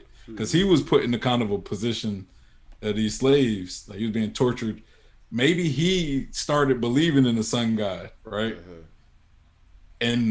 And what if he sees Luffy or perhaps Usopp? And there's a reason why I'll say Yeah. Usopp, but What's up? A I'm good gonna one. explain that a lot later. Maybe he might see them as the Sun God, you know. So he might like be willing to kind of almost turn to a follower. No, Usopp's a good guess. I've seen that, and it's not a bad one. I Yeah. we'll get into it, but I'll just say this now. I think it might not be either, but we'll get No, into that. About I get it. I get it. yeah. But So I'm saying like he might look at them as it. Like he might be yeah, like, oh, maybe no, he, definitely, without a doubt. he's the guy, and also you think about who's who probably despises the world government. Mm-hmm. So that almost gives him a out to almost, you know, want to team up, want to ally with Luffy in order to get back at the world government. Mm-hmm. Do you see any redeemability within who's who? Definitely. I would say damn near the whole Toby Ropo except for the Spider Lady. They all have redeeming qualities. I Yeah, mean, if you look, you just got to look at their circumstances. The whole reason they're in Kaido's crew is because they were beaten into submission. It's not like they're so loyal, like they believe in Kaido and his faith, and it's not like how the Straw Hats look at Luffy. It's more just like, well, he's a strong guy and he beat us up. Now we're part of his crew. It's yeah. nothing except the only one who seems to be super loyal is can't Black remember her Maria. name, Black Maria. All And the other maybe ones just Alti. seem like Maybe Alti. Alti. See, She Alti kind of was seemed bad like, mouthing Kaido a little bit but she before seemed Kaido like she showed just up. So she seemed like she just comfortable with him. yeah, She she just just seemed like she's super comfortable. Like she could yeah. just say whatever, you know. It's not the same level as Black Maria. Like Black Maria seems like she's hooked. I Ulti think just seems like Kaido. she's along for the ride. Like she's gonna because it would be kind of lame if they were just completely like against Kaido. It's like why even be in his crew if you're just gonna be like they're Toby Roppo for a reason. So Yeah, so her being like gung ho and like being ambitious, I don't think necessarily means she's so invested in Kaido. maybe their relationship is something kind of like if you ever follow like Dark or Star Wars, right? Mm-hmm. like Darth Sidious and Darth Vader. Mm-hmm. Like Darth Vader hates Darth Sidious. Yeah. You know what I'm saying? Like Darth Sidious, matter of fact, he wants Vader to hate him, and he like does a lot of stuff to Vader to make him hate him even more and Yeah. push to want to defeat him. And that's kind of how all the Sith been like in like Star Wars lore. They're like it's a apprentice and it's a master. You always got like two Sith lords. Yeah. And so the Sith master basically like garners this hate within the apprentice, so the apprentice could later defeat him. And I feel like Kaido kind of does that might do that with his crew. Like he pushes them to want to defeat him, but they know they can't, so they stay in line. You know. I could see it. That'd be a very cool dynamic. I mean, I do like the way the Beast Pirates are set up, where it's like Kaido is just like, if you're strong, he's just cool with you no matter what you do almost. I mean, that's not even just for his crew. I mean, look at what Luffy and Kid, he like let them get away with so much because he's like, oh, you guys are strong. I want you to be a part of my team. So I do like that dynamic where he's not going to just kill you outright. So about the redeeming qualities, to keep it, I said, the whole thing, but to keep it specifically to who's who, I think this even branches out to not just who's who as a character, but who's who as a Cypher Pole agent. Because as despicable as Rob Lucci is, and, he's just a killing machine, he likes killing, he enjoys it. At the end of the day, he is somebody that was either sold or kidnapped and has been brainwashed since he's been a child. So, on one hand, he does evil deeds of the government, but on the other hand, what choice does he really have? He doesn't really have free will. He's owned by the world government. Mm-hmm. If anything, he's what the good guys are fighting for, to save. They want the world to be free. They want the people to be free. And as bad as Rob Lucci is, he falls under that. And Who's Who, obviously, falls into that. He's a more sympathetic character, but I just wanted to use Rob Lucci because he's an extreme example. But that just puts into perspective how redeemable Who's Who is. His entire life has just been either being a slave or a criminal or a prisoner, or he's on the run, and even now the CP0 still trying. He's a very sympathetic character. What choices he had in life to not live a normal good life? So definitely he's redeemable, especially if he looks towards Luffy, or God Usopp, like the sun god that they are, or at least he believes them to be. You think we could get a Lucci versus Who's Who somewhere down the line? That would be interesting. Lucci would definitely win. It'd be a great way to show how much stronger Lucci has gotten.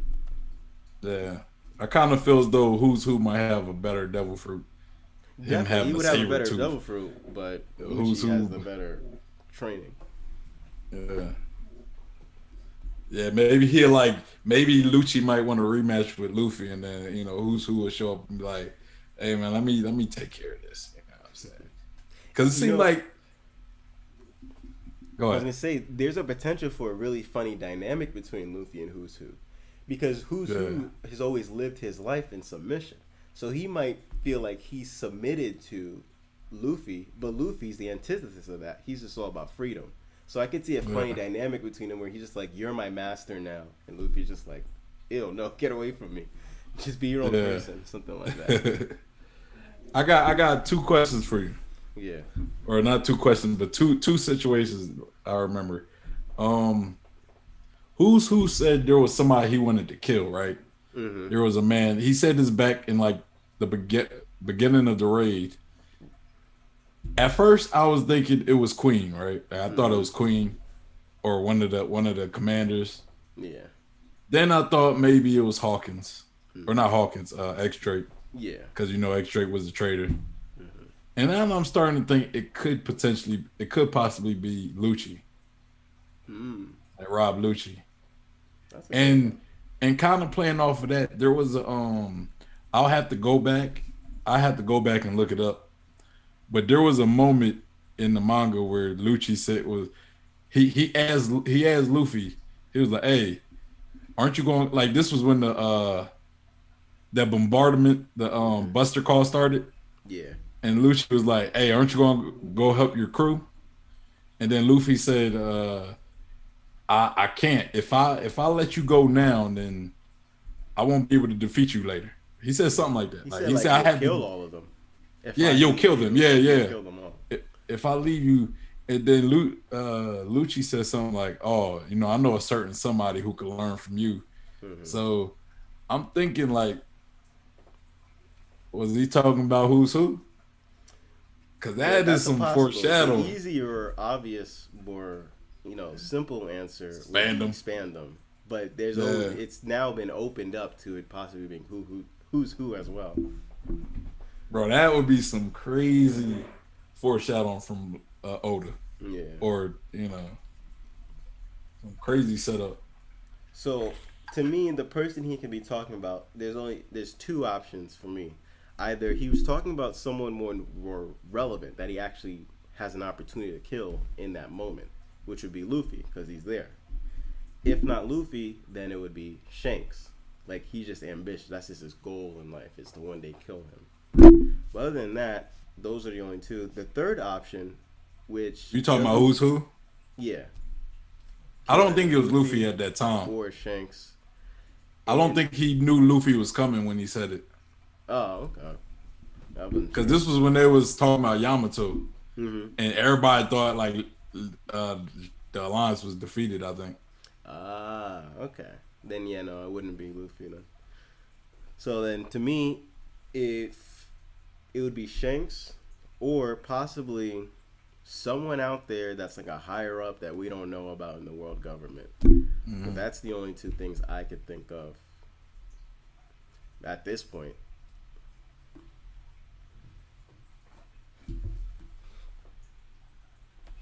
Yeah. Hold on. I'm gonna read some of these comments. DJ Red comment 369 said the Gorosei told Shanks about the location of the fruit.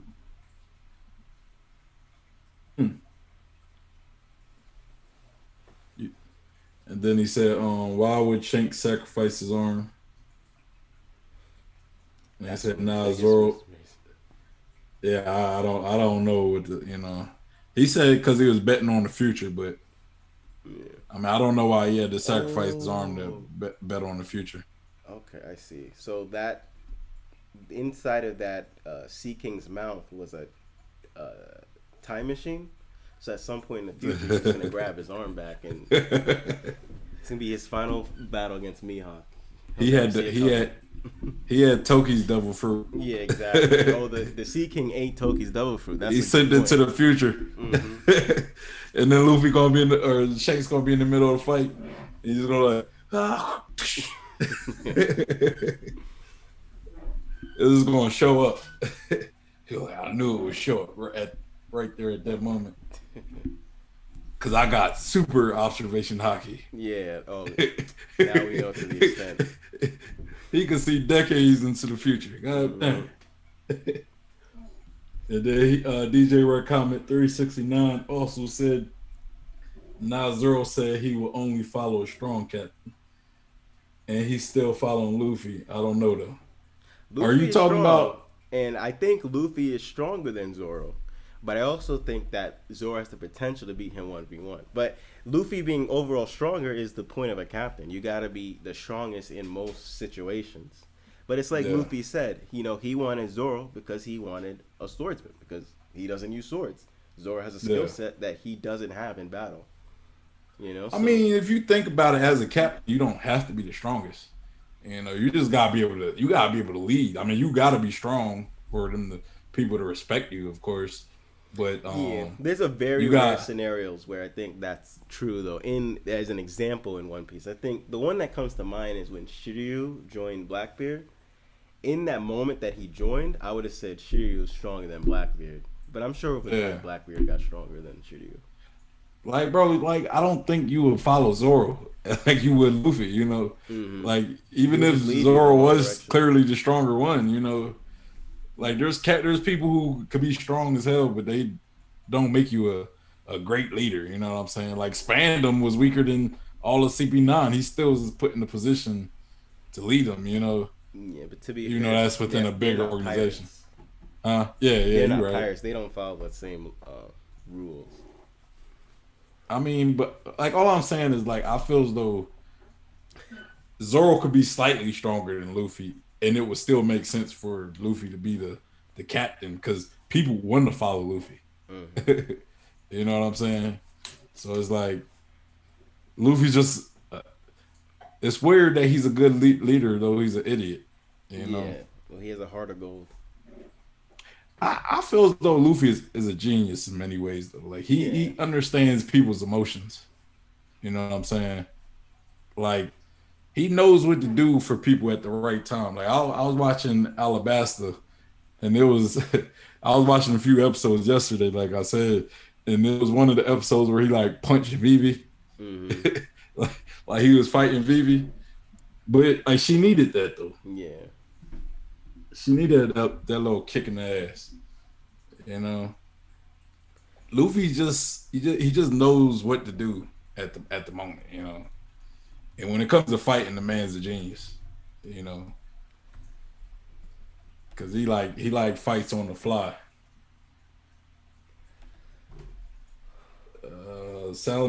Salamander Red said, "What do you think the final Straw Hat crew would look like?" I Huh? really do hope Vivi comes back. Um, I think she has a lot of weight when it comes to like plot and where the story could be going. It'd be cool to see like a representative of royalty, a real royalty. Sanji doesn't really count. They're just like a makeshift kingdom full of their own clones. Yeah, But like to see someone actually a part of the world government go rogue and being on a pirate ship, probably something would happen to her kingdom that would make her have to leave or something. But I think that'd be cool yeah, to see something like that. It'd also be, go down in history. The new pirate king's crew had a former princess of the world government. I mean, if Cobra dies, she would actually be the next in line. She would literally, be the queen, I guess, of that Alabasta. So it'd be really cool to see something like that on a pirate crew. yeah. I mean, what? There's been pirates that have been kings. You got I think the one of the members of Blackbeard was the king. Mm-hmm. The what's his name? I forget his name, but I forget which one of the members it was. But I think one of them was a king back in the day. We'd have to know how It was important. it There's was levels one to kind it. of like Kaido. It was the one Yeah, I who know what you mean. got the horns. Yeah. I forget his name. There's levels to it because some kings might just be like the leader of a village, and then you have the ones that are allowed at the reverie. So we'd have to know what type of royalty that is. But yeah, there's definitely been true. I mean, what's his name? Kuma used to be a king too. Yeah, It would just be cool to see on a pirate king's crew. yeah. What I think though, what I think how the Straw Hats may look. I mean, I know somebody said Yamato's not joining, but I think either Yamato and Carrot or Carrot will join. I think that's possible, and I think Oda's been kind of like pushing Yamato kind of hard. Like it's been dropping hits. Usually when Oda drops hints, he's usually setting it up for a reason. Like Yamato says, like, "Hey, I'm leaving to the sea." What does Yamato have to stay in Wano for? So Like what would her purpose be if she doesn't join? that's funny. I just thought of that. If let's say Luffy claims Wano, because that's what certain Yonkos do, and Wano needs protecting, Luffy might ask Yamato, "Hey, could you stay behind and protect? You're part of my crew now. You're part of the Straw Hat. You're a Straw Hat now, but I need you to stay here and protect Wano, because Wano's a place that the world government wants really bad." Yeah. So it'd be funny though, and it would be symbolic too, because that's what Kaido wants. Kaido wants Yamato to be a shogun. So it would be interesting to see her end up doing that, but of her own free will. Not being forced by her dad, but making that choice on her own for Luffy. Yeah. I mean, some people believe that Momonosuke, like she might end up as Momonosuke's retainer. Mm-hmm. You know, and if she's the retainer and he ended up going to Laugh Tale with the Straw Hats, she's gonna be with him. Yeah, but I've seen that. I don't know, because I'm kind of the beliefs that Momonosuke needs to stay in Wano to lead. You know, like there needs to be a Kazuki in Wano. And yeah, I don't really see a reason for Momonosuke to go to Laugh Tale. Yeah, me neither. I mean, what to read? We don't even know if he could read the poneglyphs. Nah, but they already have Robin, so maybe something happens to Robin. But as of right now, it doesn't seem like there's any real reason for Momonosuke to go with them. Yeah, he already has Odin's journal, so he probably knows everything. You know, there could be a message in there or something. But other than that, and I know a lot of people say, like, you know, like some people say, well, Hiyori could lead Wano. I don't know. Like, I don't know if you know, because usually in like, you know, like old cultures, right? Like, you know, old Japanese cultures or European cultures or Asian cultures, like they usually want a male heir. You know what I'm saying? Like, you know, as sexist as that may sound, you know, that's how cultures usually work. You know, like they wanted a male child to be the heir of the, you know. So I don't know how it will look for Hiyori to be the shogun. You know, well, we know unless she's just the acting shogun. Country. Like that's how they introduced. That's how Kinemon was introduced. He's like, you know, oh Nami, you immodest woman. You know, so we already know that that's the case. But it could just be revolutionary choice. You know. Yeah. But yeah, that's with that though. So but yeah, that's all I got for Who's Who and the Devil Fruit. You want to start getting into some hockey stuff? Yes, I would like to do that. So I guess we can stick actually to Who's Who and Jinbei to start off with this hockey, since it's the most relevant, which is the fact that we're seeing two fighting styles go up against each other, and both seem to be utilizing hockey a lot. Now, you could argue it's just hockey amplifying the fighting styles. But the thing is, for one, these fighting styles were already present before we realized how hockey would work. And they were utilized in a way very similar to hockey already. And the way these techniques are being used in this fight it's just seemingly incorporating hockey as if it's just the same thing. You know, well, one thing that wasn't mentioned in this fight, but I'll mention it now, is that Jinbei, he name calls his arm in hockey, which is very rare. You rarely ever see that happen. But he calls it shark skin. And that is reminiscent of Iron Body, because it's just like, you know, they're just calling it out. If someone already has arm in hockey, they wouldn't really even need to call out Iron Body. And if Jinbei has arm in hockey, he doesn't really need to call it out and call it shark skin. But they might just call it out because that's part of how they learned it. That's how they learned hockey, was through this martial arts. In fact, I'm not sure if I should do this right now, but I did have a little video to play of mine just to go over that a little bit, which was showing why even in the data books it hints that Rokushiki is in fact a hockey martial arts. Like, it's not even fan speculation. It's an official data book. It says, well, hockey is a martial arts.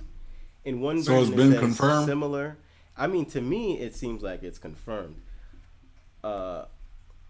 If you don't mind, I can play a little bit of the video right now, just the first part that goes into it. Yeah, go ahead. Okay.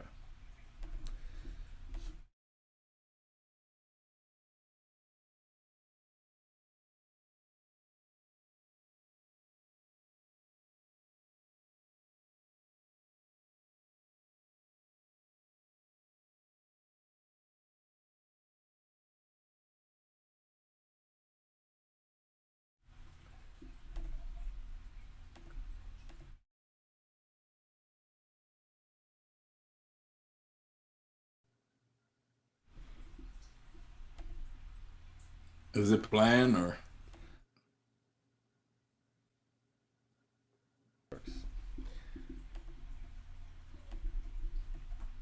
Yeah. Well, yeah. Why you fix it? Now. What you're about to watch is a highly detailed theory with so Can much you hear it? research dedicated to it, you might as well start calling me Dr. Vegapunk. In fact, I dare say that this isn't just a theory, but it's actually confirmed. Nowhere in the manga is it stated that Haki and Rokushiki are actually the same as of yet. I hear it now. However, there is a sixth One Piece data book. Okay. It is known as the I'm gonna play it back, but I'm just gonna explain real quick. You can see on screen, I'm referencing the Vivre card data book, like it's an official data book. So just the no interruptions, I'll play it again. It's only like the first minute and a half, I think, I'm talking. as of yet. However, there is a sixth One Piece data book. It is known as the Vivre Card One Piece Visual Dictionary, and it's less like a data book and more like a database. It gets regularly updated, and I'm not just saying this as a fun fact. The revision of the information is actually what makes it seem as if this theory is actually fact. Rob Lucci's Vivre Card once stated that after the time skip he learned Oh, Haki. you can't hear it? That would seem to be contradictory I info heard that to one what I'm point, proposing. kinda. However, they went and revised it to say that his Haki got stronger. This implies he already was using Haki pre-time skip. The fact that they went I out of heard their that. way to clarify this leads me to believe that it will be relevant in the future. I'll talk more about the Vivre I card later, just heard but I it, just but wanted then to I inform couldn't hear anyone it that anymore. doubts this theory that there is official information that practically confirms this. You can find this info on the official One Piece website, but unfortunately that site is in Japanese. I suggest going to the Library of Ohara for translations. And even more relevant to this theory, there's a Reddit post about this very topic. There will be links below to these things. Now that was some damn fine information to prove my point. However, I didn't make a half hour. So basically, the Vivre card made a correction. At first, it said Rob Lucci didn't learn Haki until after the time skip.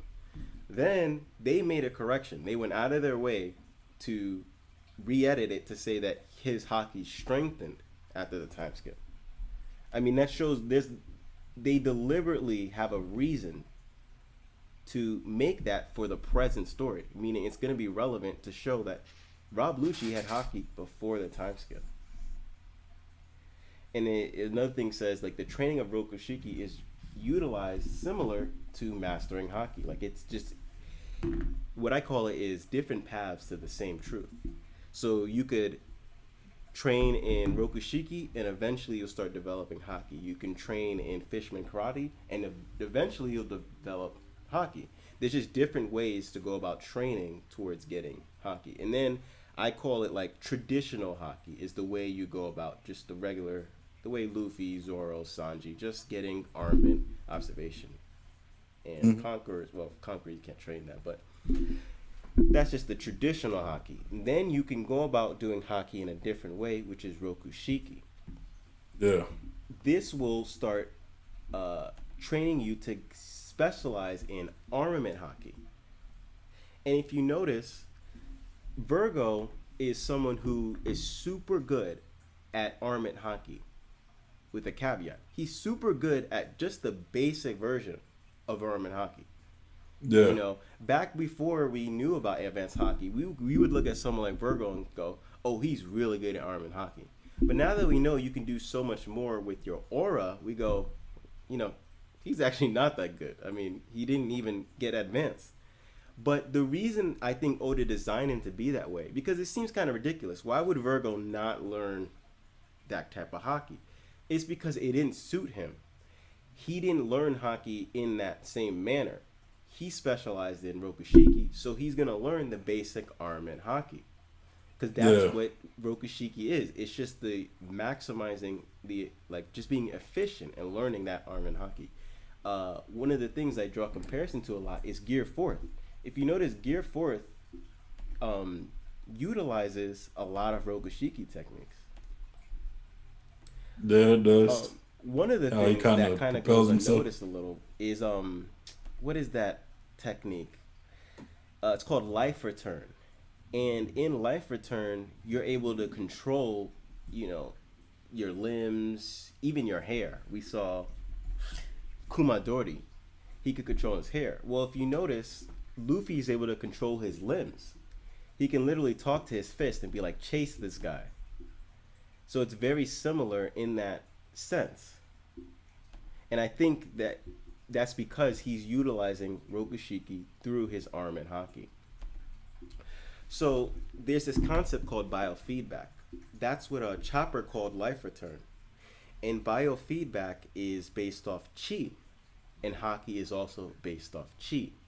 I mean, the ki in haki literally means chi. If you follow Dragon Ball Z, they call it ki. Well, that's just the Japanese word for chi. So really, they're just using chi. So you can actually make a link between Rokushiki to biofeedback to chi to haki. It's interconnected. It makes sense. Mm-hmm. I never heard of biofeedback one, but you learn something new. That's what Chopper calls it. Because I think I have a panel. This probably comes with Philly. Kumadori in the Viz translation uses the word consciousness. So if you see here, you can consciously control every part of your body, even your hair, Chopper says. I read about something like this in a book. It's called biofeedback or something. So yeah, biofeedback just means you can control your body at will, which is something that Luffy does in Gear 4, especially in Snake Man. Yeah, when he has it follow you. So here's something you might say, well, why is it that Marines that are like Vice Admiral learn haki, wouldn't they teach that to the CP agents? Well, everything is efficiency. It's like if you ever played a game with a skill tree, like an RPG where you have stats. Like you can specialize your stats in just armament haki, for an example. That's what they're doing with these agents. For one, is that they have to specialize in armament haki. But also, there's a misconception that you have to learn haki, but you don't. Everybody has haki. It's just life force. In fact, here we have Blackbeard saying to Luffy, "You're stronger than I thought, and your haki is stronger than the last time I met you." The last time they met was in Skypiea arc, way before Luffy even learned what haki is. Like, he doesn't know what haki is, yet Blackbeard is referencing. Oh, my bad.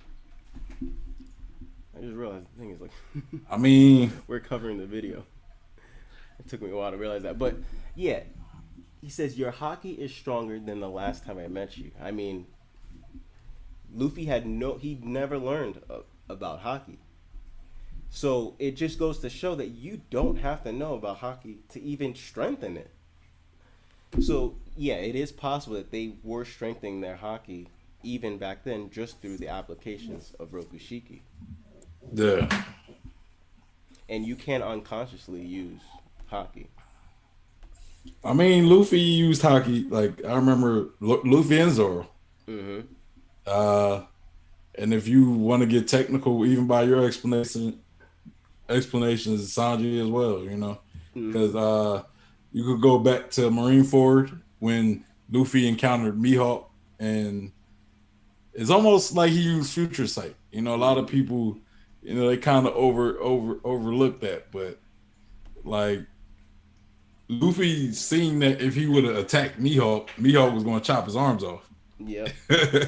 Like he seen that clear as day, and he pulled him back. And exactly. I use that example a lot. I want to say a lot of people don't consider this, but I kind of see it as it's kind of like like when Luffy fought Enel, right? Mm-hmm. And he did. I want to say he did. Was it called Dumb Luffy or Lazy Luffy or something Luffy? Like, and he just kind of went like limp, and then he just kind of was moving and just like naturally moving, almost like Ultra Instinct, where it was just like his body just moved. That's kind of like what CP9 agents do when they kind of like dodge. When they turn their bodies into paper and just dodge. And then Zorro, he used the he used a former Rio. He used a former Rio in Alabasta when because remember he was fighting. Was it the breath? Yeah. When he went back to his master, teaching him like, hey, you could cut anything, and also nothing. Yes, and by the way, chi, right? We go over chi can translate to ki. In English, chi translates to the word breath. Yeah. So it all adds up. I got a question for you. Yeah. Cause I think like the last episode of One Piece kind of show you this. Like you look at Luffy, Sanji, and Zoro, they all have they all have kind of a nose or an ear. Like Zoro was able to smell alcohol, like for things that they like, right? Like things that they really cherish. Like Zoro could smell alcohol from like long distance. Sanji can hear women. Sanji could, he could hear when a woman's in trouble, and Luffy could smell food from like, that's almost like they got like observation hockey or some type of In my theory, I say that. So there's 7 chakras, right? That's what I have shown in the background of this. And of the 7 chakras, they're on a spectrum. So that spectrum goes from physical to spiritual. And in the middle of that spectrum is the heart chakra, which I believe to be what's it called? Observation hockey. And so that's in the middle of physical and what would you call it? Spiritual. Yeah, you got the screen block. Oh, that's my bad.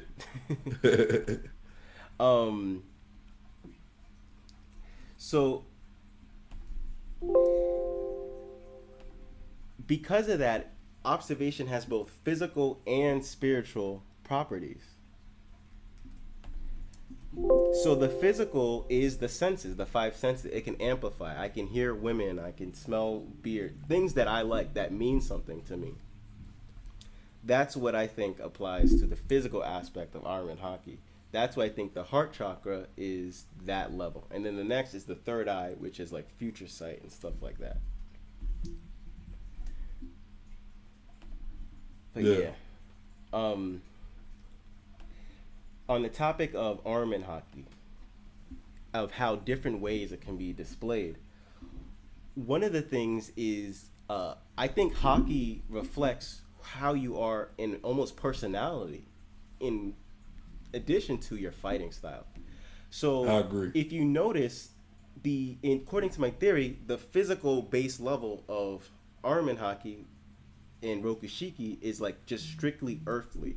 It's just almost you devoid of spirit. That's why they can't hurt Devil Fruit users, because that's another thing. It's like, if Rokushiki is hockey, how come it wasn't hurting Luffy through his rubber ability, defense? That's because they're using a strictly physical hockey. Rayleigh, when he's explaining how it is Devil Fruit users get hurt by hockey, yeah, he's saying that it's the aura around them that actually hurts them. This was all the way back before we even were learning about advanced arm and hockey. He just goes to say it's the aura around you that allows you to hurt somebody. Now, if you're using a strictly physical version of hockey, you're not activating that aura.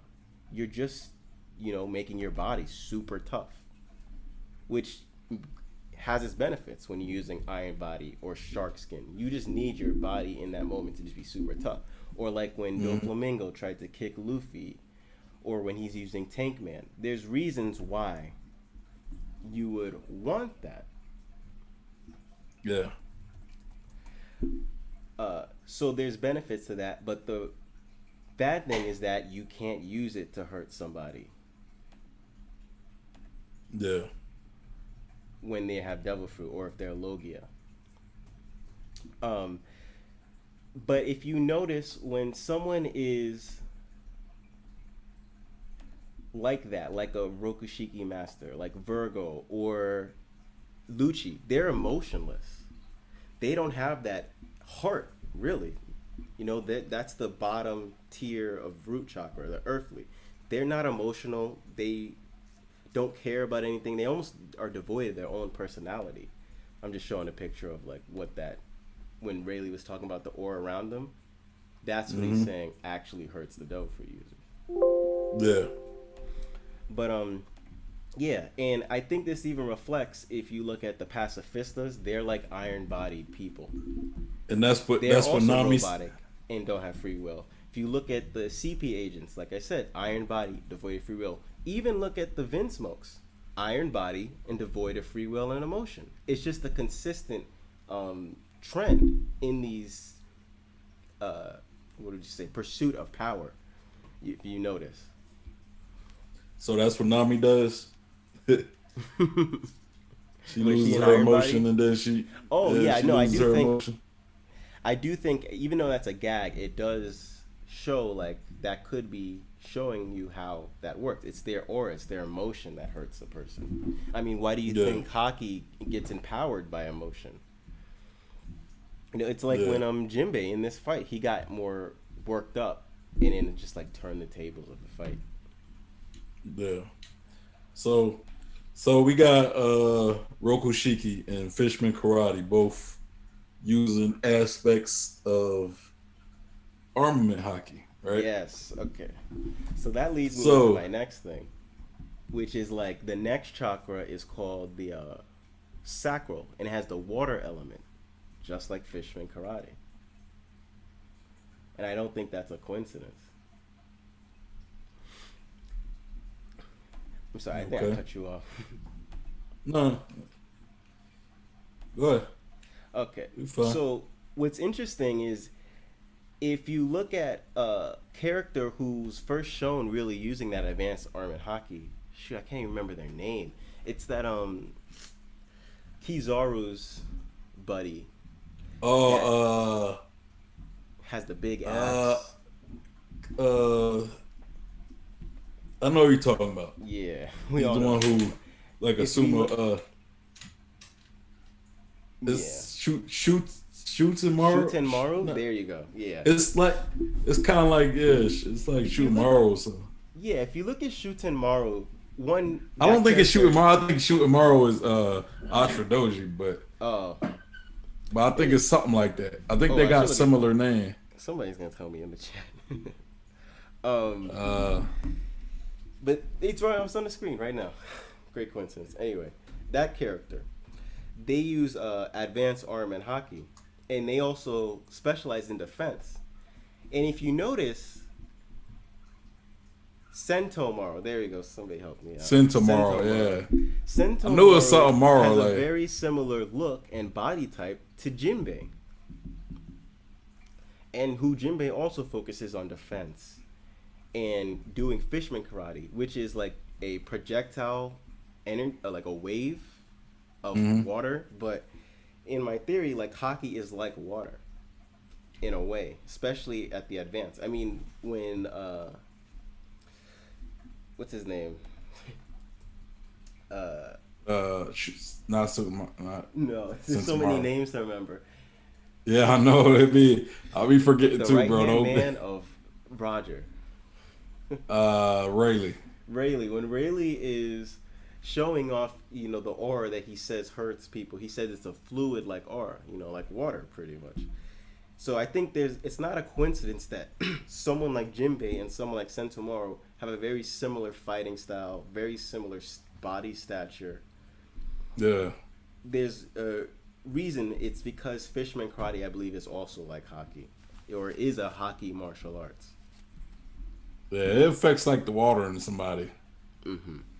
So then the third one is the Solar Plexus, and this is gonna be a sweet and cool transition into the Sun God, because Solar is the sun. Well, I had a topic about this hockey before. You want me to say that before this, since you wanna? Nah, because I'm gonna start moving on to Sun God stuff. But so yeah. So said, okay. As far as hockey, what about impact dials? Oh yeah, that's a good point. Because that's something that Oda never really, like, it was real big in the pre-time skip. Because Usopp got, it was almost like something that was introduced almost as a power up for Usopp at that point. But it almost, like, it's able to bypass Devil Fruit. At least in Luffy's case. I can't say it would do the same for like a Logia user. Yeah, no, definitely. And you know what? It was perfect. So I'm gonna actually display my screen. But I just had a quick theory I kind of want to say. Yeah. It could be, like, my thoughts on it is it may be a way to replicate, like, almost a way they found to almost replicate armament hockey, or just hockey in general, Okay. And you think of like the impact dial as a spiral, right? Because it's like shells, so it's like that spiral. And you think of like a lot of us, when it comes to life, people tend to associate it with spirals. Mm-hmm. Like going into Gurren Lagann, where it was like about spirals, the Spiral King. Mm-hmm. Luke, if you go to Naruto, right? Naruto has the spiral. The Uzumaki clan has the spiral. Him having wind is he uses spiral. So just look at Big Mom's Jolly Roger. Got spirals all on it. The spiral for the sun, spiral for the water, spiral for the air. It's the different elements. And guess what chakra means? Spiral. No, it would have been cool if it was, though, right? No, it means wheel, so it's close enough. I mean, you brought up Naruto, right? And they use chakra. I mean, there's a reason, there's a theme to that, to Naruto having a spiral on his back and all that stuff. More than just being Naruto. In fact, fun fact, Sanji's name was almost Naruto, and look at his eyebrows. There's the spiral effect right there. So you are right on point with that, with the whole spiral. Yeah. So here's a little behind the scenes of what does it look like to make these hockey videos that I make. So I got folders, and if you look in the folders, they're just like full of all different stuff. Like I have here, you were just talking about it earlier too, the Fist of Love, and I got all that stuff right there. Yeah. But so on the outside here, I have stuff that is just like I've thought about it, but I couldn't figure out where to put it. Most of it's probably just gonna go in my fourth hockey video. But I have impact dials here.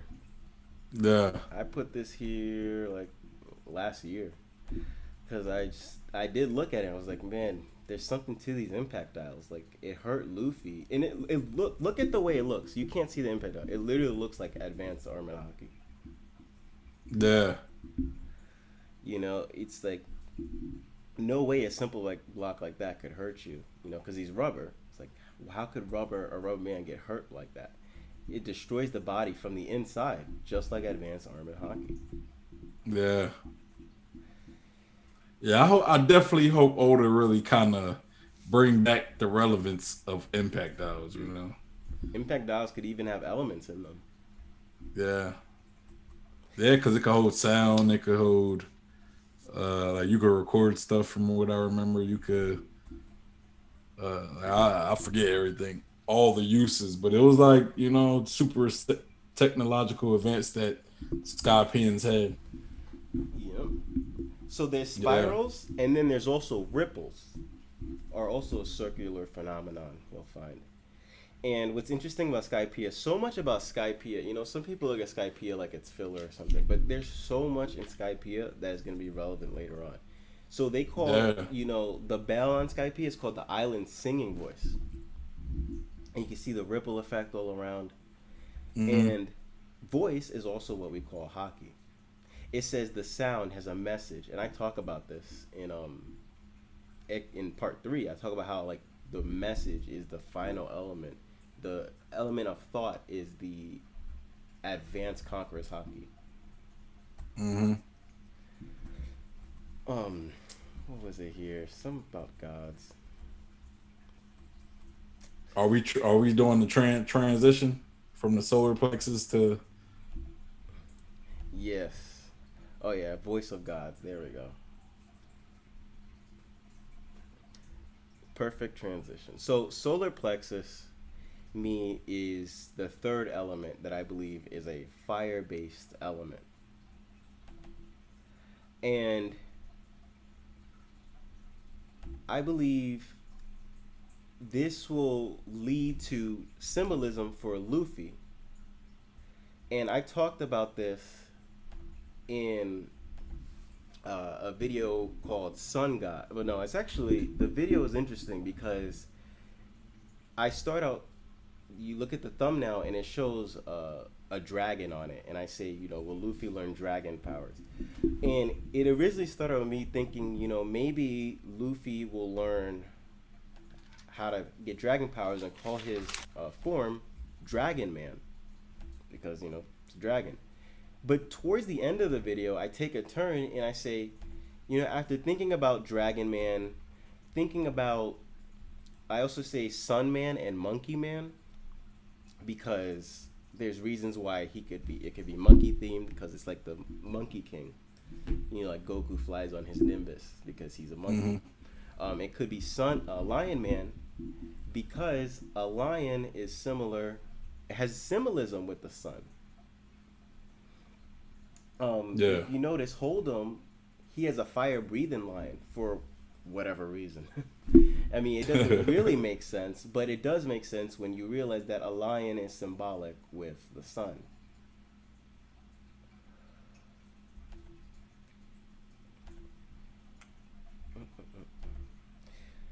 So, I'll play a little part of the video, that part where I start talking about the sun, just to give a better frame of reference of why me seeing the sun god, you know, got me excited, because it actually seemed like it was giving some kind of relevance to my theory. Hopefully it's playing, I can't tell. Oh no, it's not playing music. I muted it. Oh, unfortunately, it's not gonna play for you, Shawn.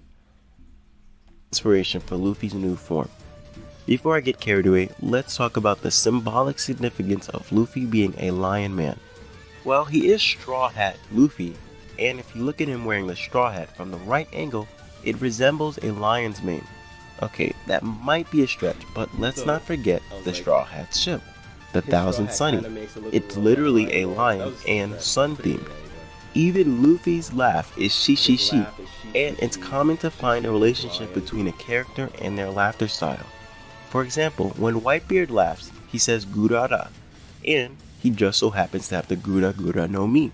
Shishi in Dragon can be translated as lion, because he used it. So that was just a little brief of what it looks like. Once I start bringing up the lion stuff, I start talking about the sun, because a lion is symbolic of the sun. Another thing you notice about Wano is that there's a bunch of fire-themed animals for whatever reason. Like, what's up with that? And then you have the fire festival. There's just fire all over Wano. So then I go into reasons why that would make sense Underwater. For Luffy to, now that Luffy's in Wano, he seems to be in the perfect place to match the advanced form of armament. Yeah. I'm gonna go over this in Understanding Haki Part 4 about how the environment can also affect the development of Haki. Art? Have you ever noticed that in Wano, a lot of the animals around have flame patterns? yeah, like I'll just leave it at that for now, but Like, please stay tuned If you and look check at out chapter Understanding Haki Part 4. 253, in chapter 300. I speculate that Kinemon has couldn't tell you mastered the page, third form of armament, hence why he can use both fire of them are abilities. very similar because they're both Also, dancing around Hyogoro the fire. has flame patterns in his design. I'm not sure if he can if you see the use a third silhouettes, they form of kind of armament look like the haki, same silhouette given as, how as much Nika, right? And they're dancing around the fire, And then there's other references of like I meant the sun god of Skypiea was that big snake. I forget what the snake is named, but they call that the sun god. So on there it's a little different, Like they didn't use Nika for the sun god. They used that snake. But then you if you look at I want to say his name was it Ryder or Swiper? I forget. He was like the Shandarian leader at the time. He has a sun tattoo as well, And there was like a cover page I seen where there was like, it was like I want to say shields. I want to say they were shields with like with the sun on it. I have to find that. I'll have to find the reference. But like I think Skypiea really kind of brought up the sun god, but I'm not sure if their sun god was the snake and if he was still relevant to Nika. Yeah. And you see, I think one of them, it was both Luffy and Usopp silhouette. I think, there is one with Usopp. Yeah, Usopp and I think, but I don't remember it being with both of them at the same time. I think it's the one where they was dancing with the wolves.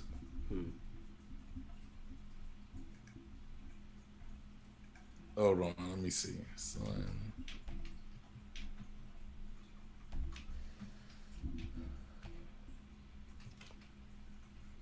Why are you doing that? I'm just showing See if I the name I came up with that has me the most sold is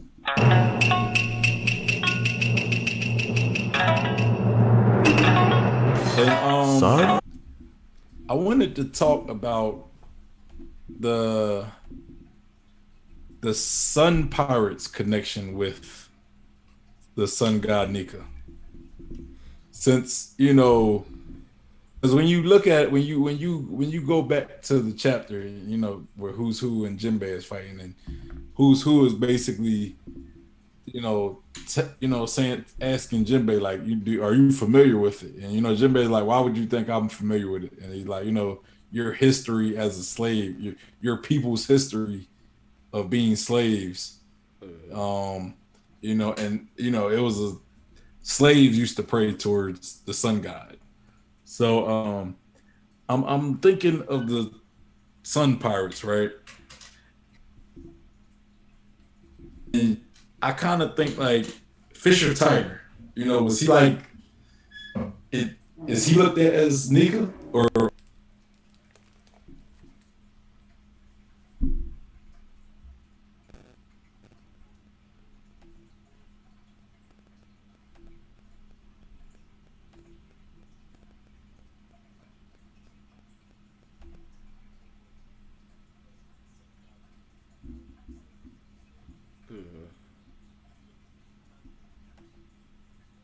Yeah.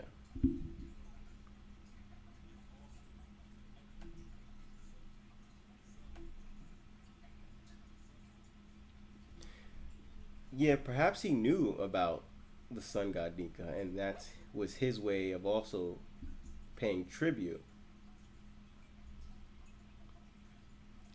They did give a reason why it's the sun, something about like the Fishman Island doesn't really get to see the real sun. So it was almost like an ambition type of thing where maybe one day we'll lead the fishmen to the sun, to the surface. But also now that we know about Nika, it adds another layer on top of it.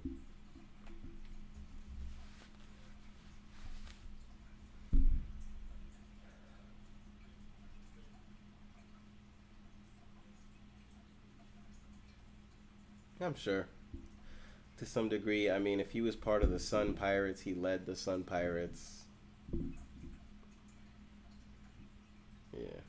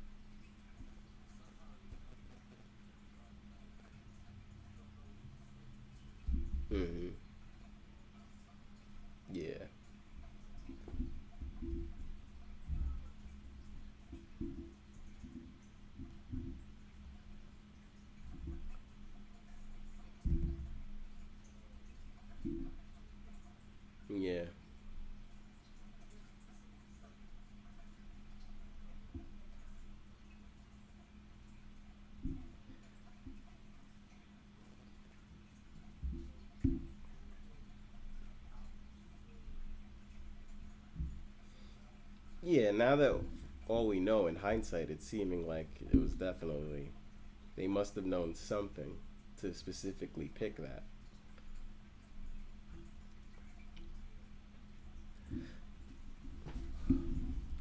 Right now, it's seeming like it has some link to the past that's gonna present itself, well, in the present. So how will that go about, though? Is, you know, it would seem like the sun god would have died by now. I mean, the only way the sun god would be alive is if that person's immortal, because they seem like it was from centuries ago. So it seems like the sun god either left their mark on history or may even come back in some kind of spiritual form. Whether it be a literal ghost, reincarnation, you know, whatever of the likes. Mm-hmm.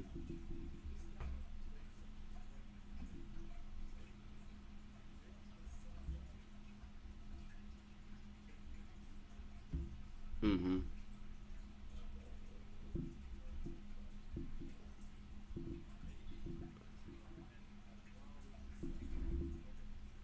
Mm-hmm.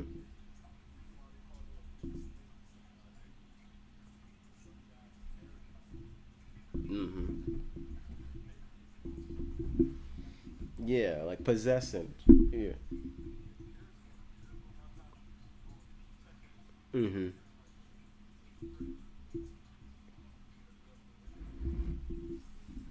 Ah, that's a good one.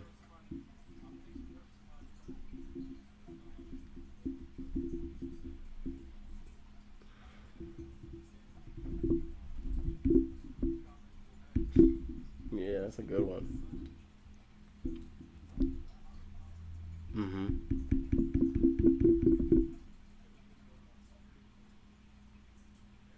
Mm-hmm. Mm-hmm. That's a good one. I didn't even thought about that. Mm-hmm. Mm-hmm. Yep. Yeah, it works.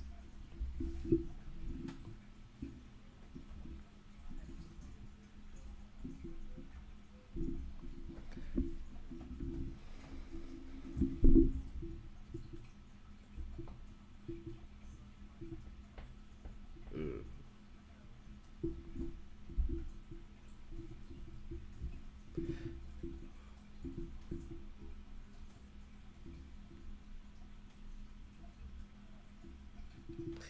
Hey, I mean, even the fire festival with the spirits coming back, Nika could be one of them.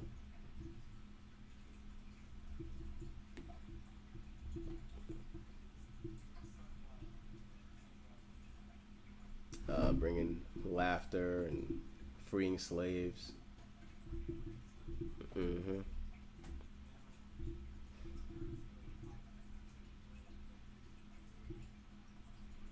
Mm-hmm.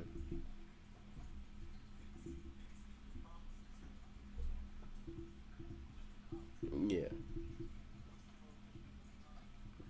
Yep. Mm-hmm.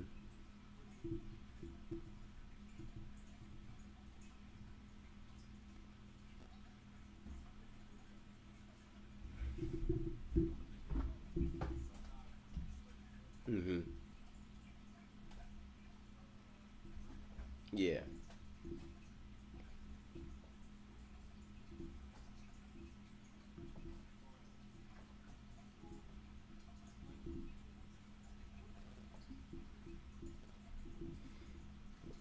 Yeah, you need something powerful, like a ancient weapon or something. Shoot, I guess you're gonna have to go with either Pluton or Uranus. We haven't seen Uranus yet.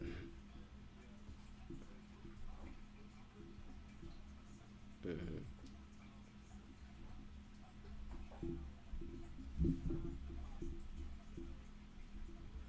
Mm-hmm.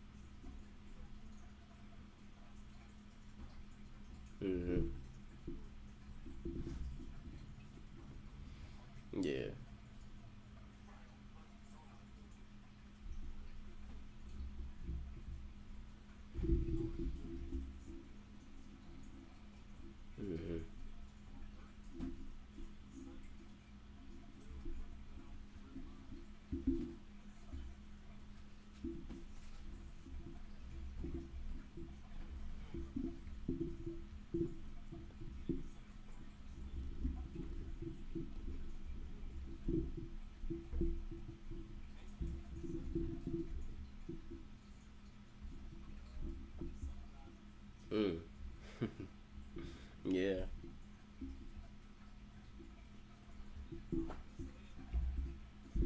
Yeah, I mean I never put two and two together, like, but it makes sense because I have thought, like, what if the sun god was, helping out Fisher Tiger a little bit? He was like possessing Fisher Tiger a little bit, helping him out free some slaves. I've also incorporated my reincarnation of the devil fruit theory, thinking, well, how could this play a role in the past? What if the sun god was the original Metanomi? He was the original fire human. And like I said earlier, what if they can split their soul up? Their power becomes manifest as the devil and the devil fruits. And then there's just a part of their soul, their harmless soul that just carries their essence, like their consciousness.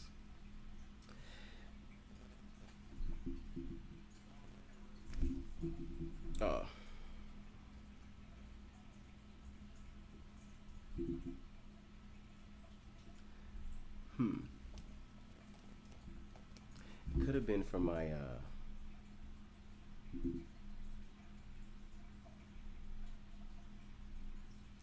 I think I know what it was from.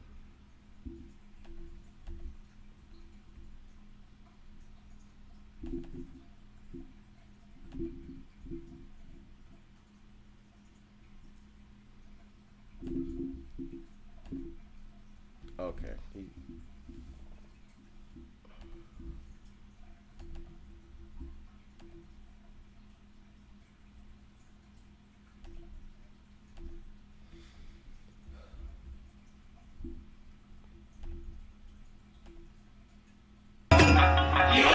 Okay, can you try talking now?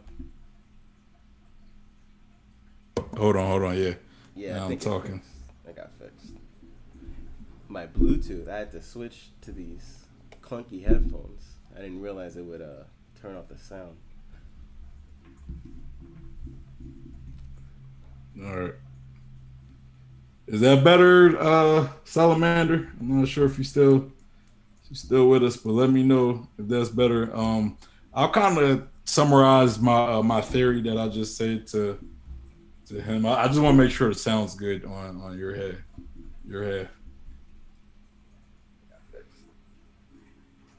I'm gonna look at the playback just to. Clunky headphones. I didn't realize it would turn off the sound.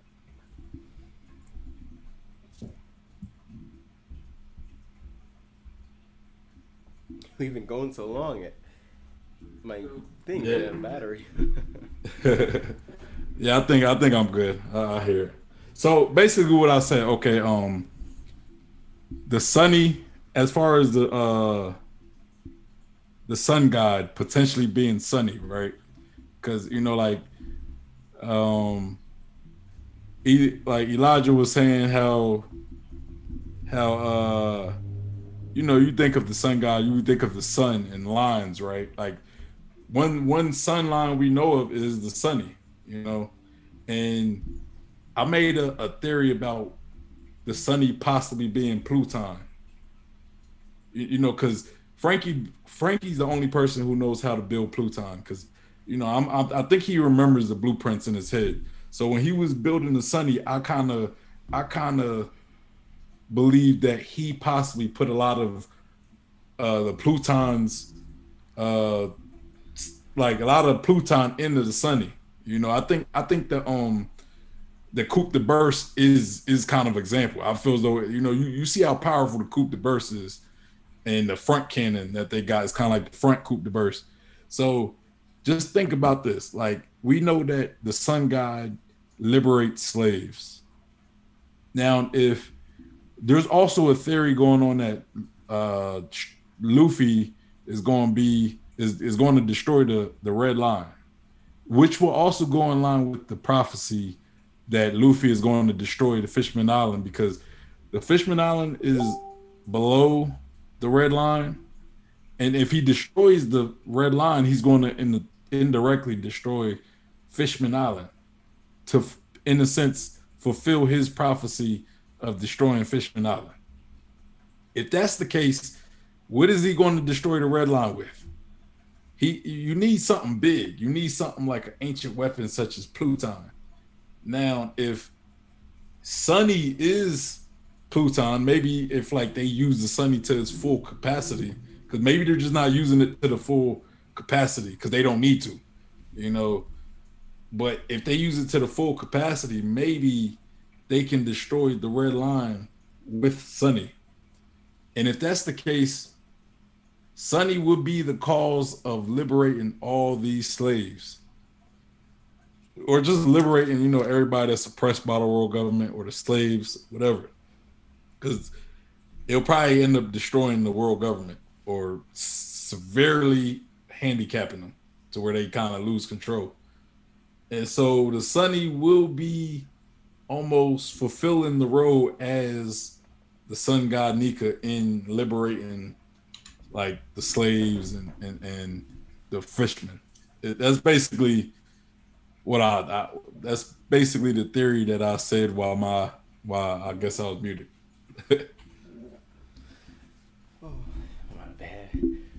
Got it. Thank you to Salamander Red for letting us know. Yeah, I appreciate you letting us know, Salamander. Next time I'll figure out how to get the chat on my screen at the same time. Yeah, we'll figure this out. I'll help you sometime. Oh, thanks.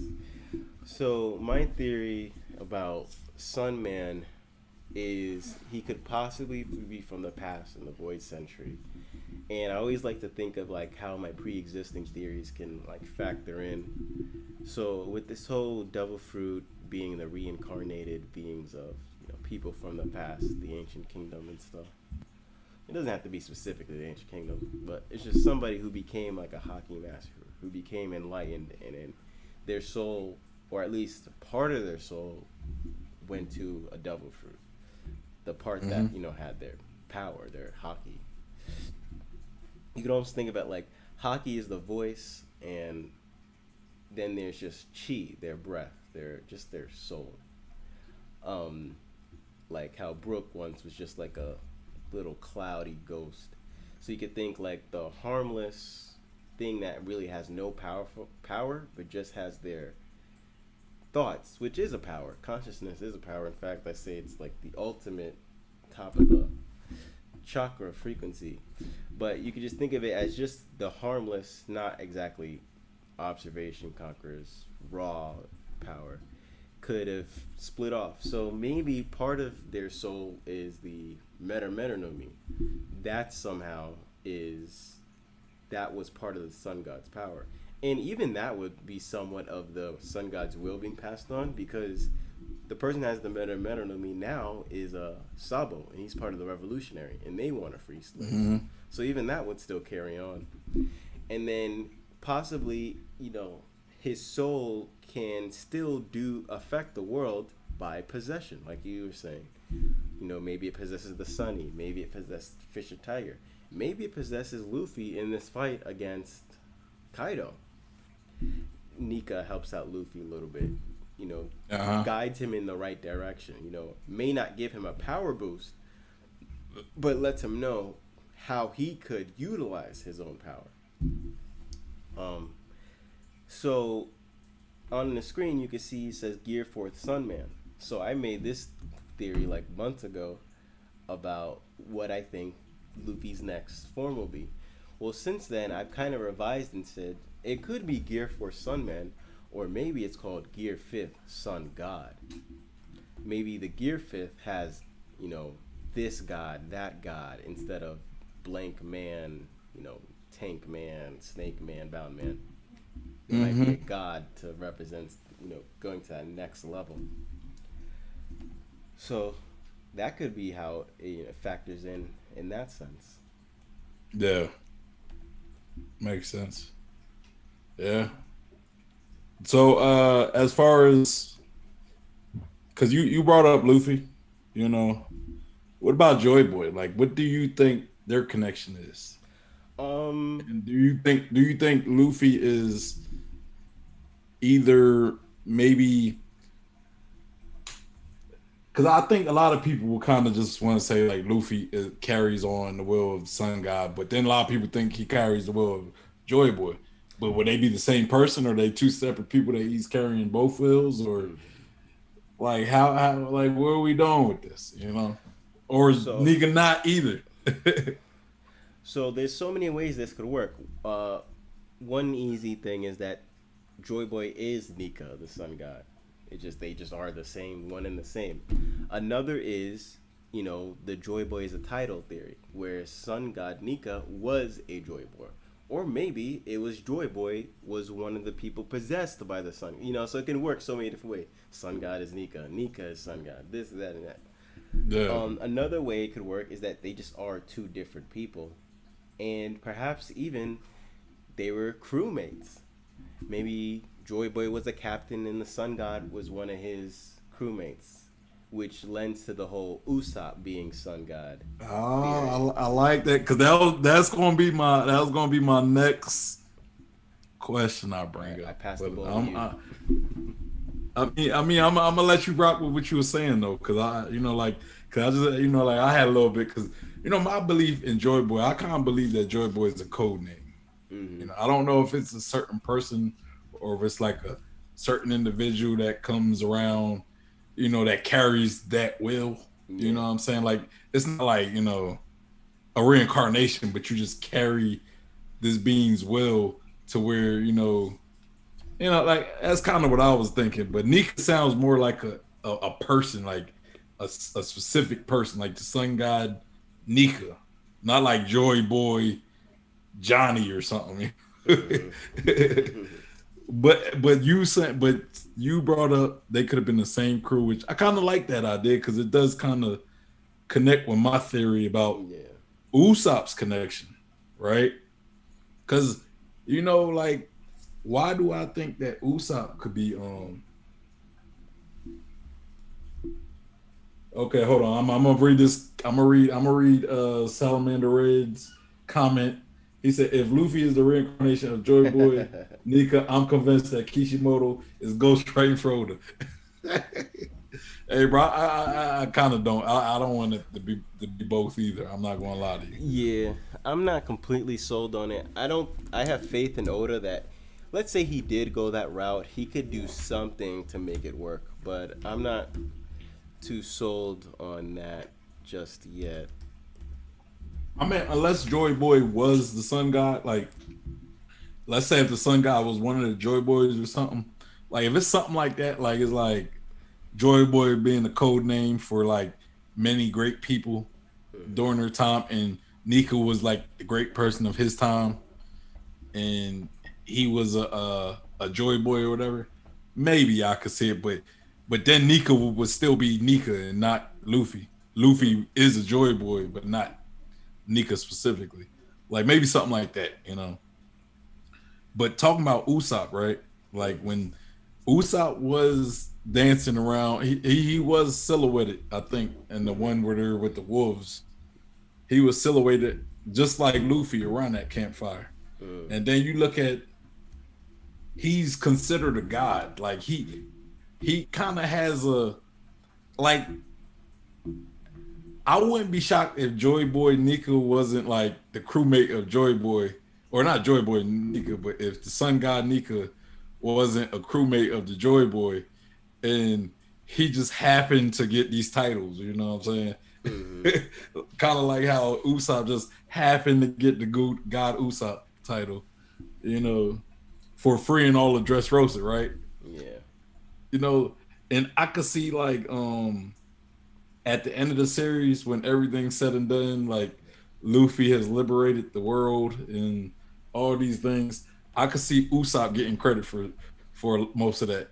Oh man. At least from the slaves. At least by the slaves. Okay. At least by the slaves. Like by the slaves, like the slaves like Buggy. Oh, yeah. Or just how Usopp free.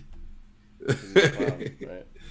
But nah, think what happened in Dressrosa, right? Yeah. When Usopp saved all the people from being toys. He already has history in liberating. You know, he actually might liberate slaves, like, you know. That is true. And they call him the Sun God. You know. I mean, Soga King's maps does seem kind of like sun themed a little. True. We got a good comment Bruh. here. So we got Luffy as Joy Boy, Usopp as Sun God Nika, or the Sunny. But go ahead. Oh yeah, another thing I was saying was how like it could be the meta. That could also be symbolic if Joy Boy is like Luffy and like maybe Sun God is kind of like Luffy. Maybe they're just bros, you know, Sun God and Nika, and that could also relate to Luffy because his brothers have the meta. So there's also potential in that. Yeah. So Salamander Red asks, do you think there's a connection between Wano and Shandora? One is the country of gold and the other is the city of gold. That's a great point. And I also want to add to that, Fishman Island, I think there's also a connection. But first, with the Shandorans, first though, they had a poneglyph in gold, right? That means that they deliberately, it wasn't like it was either it was delivered from Wano to them as a gift, making them so special, like they had it in gold. Yeah. Or they made it there. Maybe they had some Kozuki members or someone from Wano there at the time, and they were literally making that poneglyph right then and there. I can't remember if it was specifically a poneglyph in gold or if it was like just encased in gold. But either way, like clearly there's a collaborative effort going on there.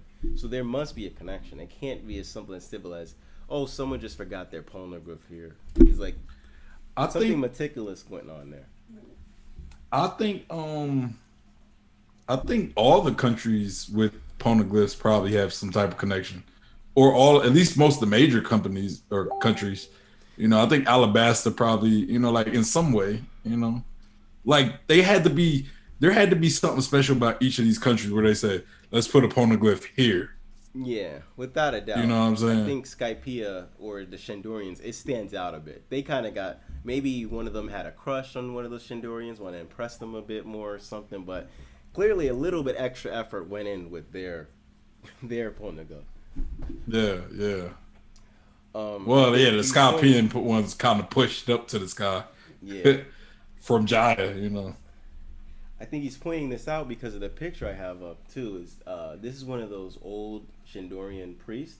He says, "Do as you please, old Pantori." And I'll be honest, I don't know who that's referring to. I got this like a year ago, probably a year and a half ago. I clipped this scan, but it says, "Old Pantori is dead now." Probably one of the other priests or something. And I don't have the power to hear the voice of God, so I think it's very interesting, given what we're talking about now.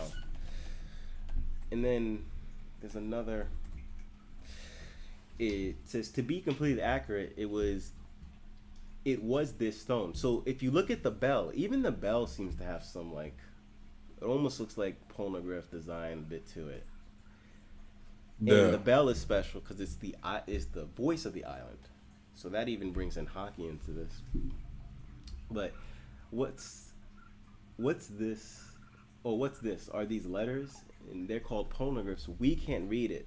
Can't read what is written there. So it's like they can't even read what's there, but it's there. What's certain is that the city of Shandora was destroyed in a fright to protect this stone. So that means something went happen here that is even before this flashback, which was already like over 100 years old. Uh-huh.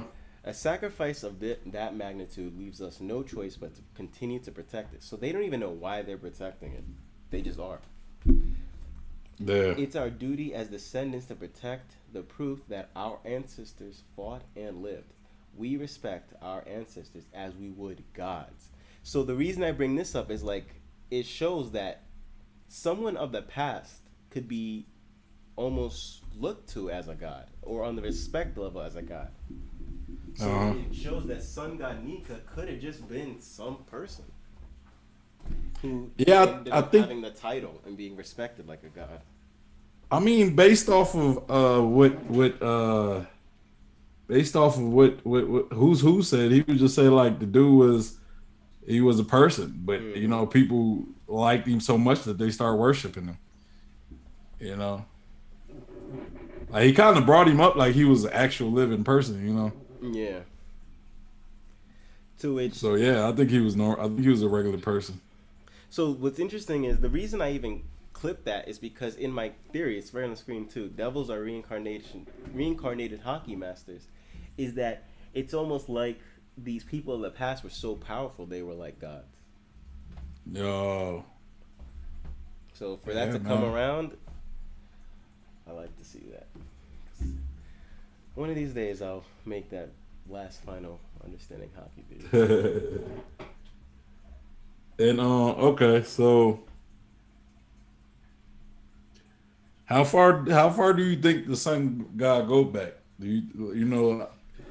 I'm thinking potentially before the Void Century. Honestly, like me, I think it's possible before the Void Century.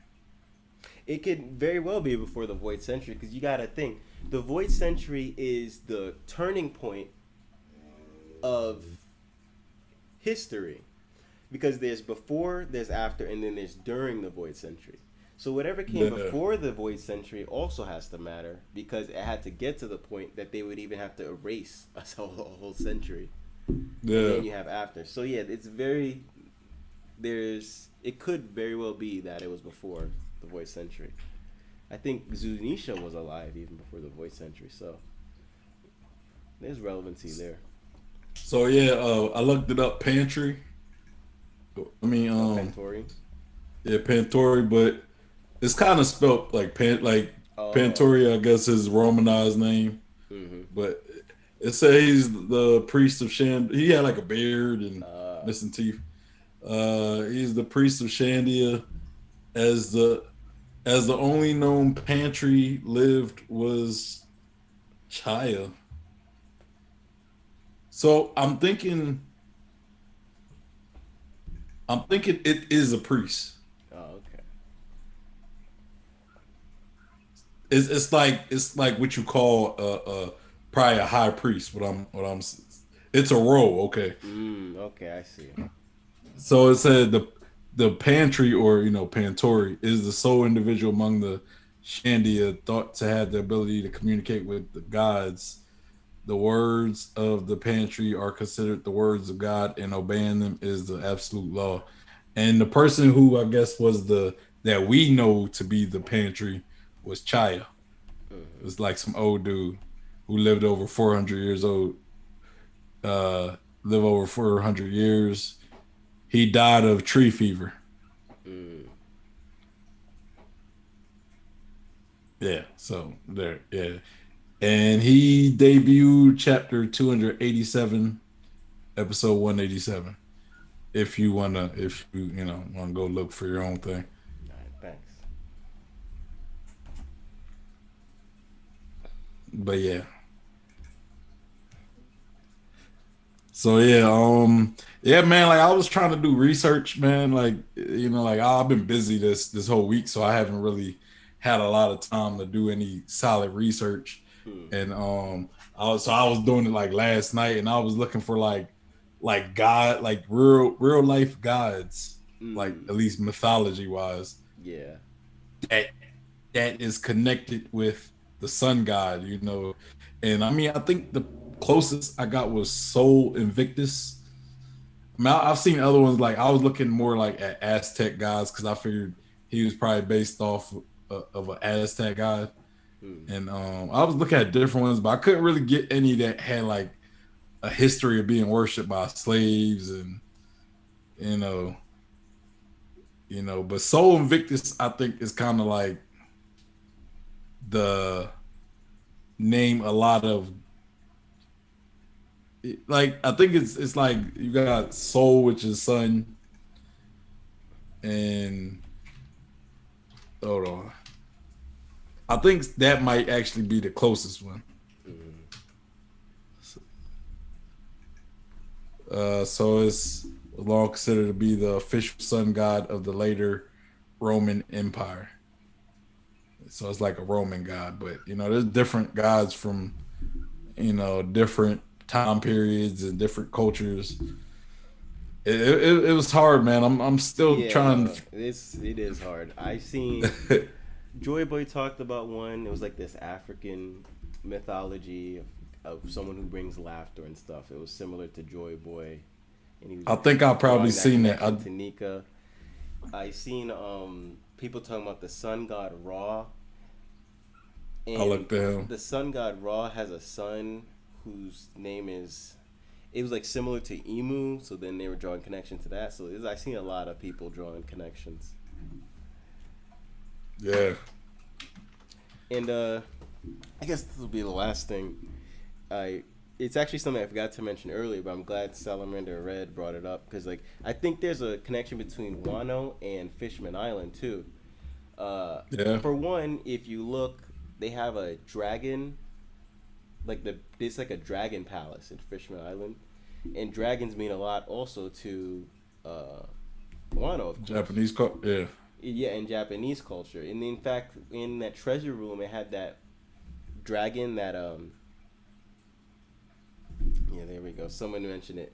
It was like a Haitian. I said African. I think it was Haitian mythology, although Haitian branches off from African and stuff. But the dragon statue of gold, I think, that Ace punched, you can find one very similar in the Fishman Island Dragon Palace. I think it's called the Ryuga Palace. Ryu means means dragon in Japanese. And also, just look at Jinbei. Well, I think it's a shame that we never got to see Jinbei and he never got like a Wano outfit. We never got to see him dressed up as like a Japanese person. Yeah. No, that's a joke because he's always dressing like a Japanese person. Yeah, he already has the kimono. He already has the top knot. He wouldn't even like get a Japanese outfit, or they would have to make him like super Japanese, like give him like face paint or something, just to like up the level.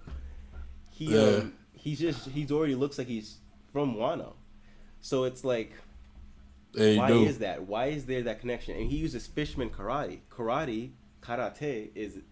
I don't know if it's actually pronounced karate, but I know. That's the SpongeBob. Yeah, that's the SpongeBob way of saying karate. Karate. It's a Japanese martial art. So it's like, why is that? I mean, there might be something more to that. I mean, it is a Japanese manga, so he could just be like using his own culture's inspiration for these things, but there also could be a legitimate reason why there's a connection between Fishman Island and Wano. And then it circles back to the whole me thinking that advanced arm in hockey is very similar to Fishman karate, and Wano focuses on Ryo. Ryo is just another word for hockey. A lot of people, me included, refer to Ryo as advanced arm in hockey because it's just easier to say it that way, but really it's just called hockey. The reason we reference it that way is because they focus on advanced arm in hockey. It's sort of synonymous with it.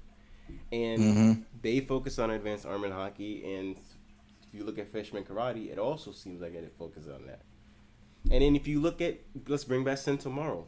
Sentomaru looks like he's straight from Wano, and he also focuses on advanced arm in hockey. So it's just like one of those weird, is it a coincidence, or are there dots to be connected there? No, I think Sentomaru definitely has Wano ties, bro. I've heard rumors. People talking about like Sentomaru being part of Wano like way before, like years and years before we even got to Wano. So yeah, I definitely think there's something there. Man, like there's this one guy that kind of like I wanted there to be something, but I don't know if I could find something. It's his name is Aten. He's a Egyptian god. Aten. And I guess I was trying to do a correlation because his name. Because if you spell it backwards, it's like Nita, almost like Nika. But like I might have been trying to force it. But he is the sun god, like ancient Egypt. Very loved sun god who, I mean, I don't really see anything about like slaves or being joyful or anything. I just know he was like really loved, and and I'm looking at like I'm looking at kind of his description, and it talks about like the Unk. You know the Unk, right? What is The the it's like the cross Oh with the yes, I circle. know what that is. Yeah, and it's called. I'm trying to find where I've seen it. The Unk is called the. It's also referred to as the breath of life Ah yes, or the key of life. there you go. You Just know, like chi and ki and all those things. the so That may relate to like alabaster because that seemed to have a lot of Egyptian theme there. yeah, man. And then we also gotta see. I'm also, it's probably gonna be the last thing, and I'll let you, say whatever. I'm also really interested in Nell and Nell's story. Yeah. And if he'll return back in the story, because you think we're talking about the sun god, and Nell is also a god too, or at least looked at, revered as a god. The god of thunder. Where we got the sun god, the lightning god. So I'm curious what he learned on the moon, because he seemed like he learned a lot of stuff that we're not really gonna see explained in the current story. So I'm kind of hoping he comes back. I don't know in what way. Somebody, I seen somebody theorizing that he might return as the final villain,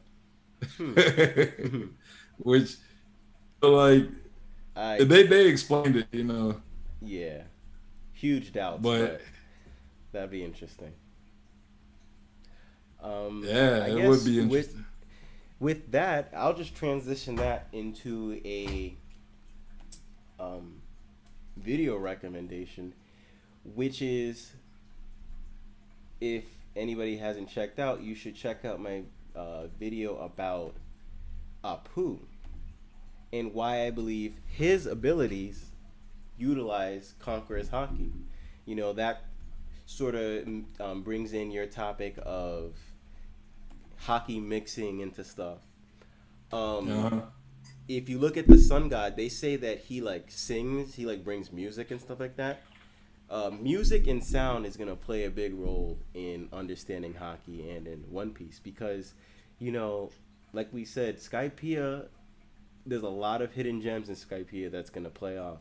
And one of the things is that bell. It's known as the island's voice. It's almost like saying this entire island's Haki. Haki and voice and sound they all play a role in one way or another. Music is very relevant to the power system in One Piece. It's just been sprinkled throughout, and you just see a little here and there talking about voice and sound and music. You look at Big Mom, her abilities are all about soul, and you see she likes to sing a lot. We just learned about the sun god. You look at Brook. Music and Haki are, I believe, and just sound in general is synonymous. Interesting thing about devil fruits is, and this is kind of a sneak peek into where my final understanding Haki video is going, but devil fruits a lot are onomatopoeias. They are based off what the sound of things. So an example of this is the super no mi that Mr. One uses. I mean, why is it called the super no mi? I mean, what is he, a superhero or something? The reason why is because it's Mr. One? Yeah. Super is a sound effect. It's if in manga, whenever like it's not a clink of a metal blades, but super is more like if you kind of like lightly slide a blade against something. In a manga it would say super, so that's why it's called the super no mi. So it's almost like saying a sound or whatever is linked to devil fruits. And in fact, here's a little trivia note that's blatantly in the series, but I don't think a lot of people know this. You don't have, or I guess you would say, how do they name devil fruits? Who names devil fruits? I mean, there's an entire encyclopedia of devil fruits. Well, how it works is devil fruits are named by devil fruits. whoever eats the devil fruits automatically knows the name of a devil fruit. That's why it doesn't matter how mysterious the devil fruit is, no matter who eats the devil fruits, all devil fruits are known. That every single, like for example, like Kanjiro and Kinemon and all them, they don't know what devil fruits are. Yet they all know the names of the devil fruits. They know the names of their techniques. It's just an automatic thing. Everybody automatically knows what the name of their devil fruits are. That's just something I can't remember where it was said, but it is somewhere in the series. It says you learn the name automatically when you eat the devil fruit. I'm glad you said that, because I was thinking of something, like I was like, bro, how, like, I don't, it was kind of like to me it was like a minor plot hole. I'm not going to say like some big plot hole, but like, you know, you look at Bartholomew, right, and you look at the dude who has devil fruit back in, you know, the Kazumi, the old guy. Yeah. How did they know to cross their fingers like that in order to activate their ability? You know, something's like, going on where it's almost like overriding their own instinct. But Luffy didn't know how to use his devil fruit right away. Well, you know what I'm saying? There's a caveat. It's like you gotta know how to activate. You gotta know how to use it.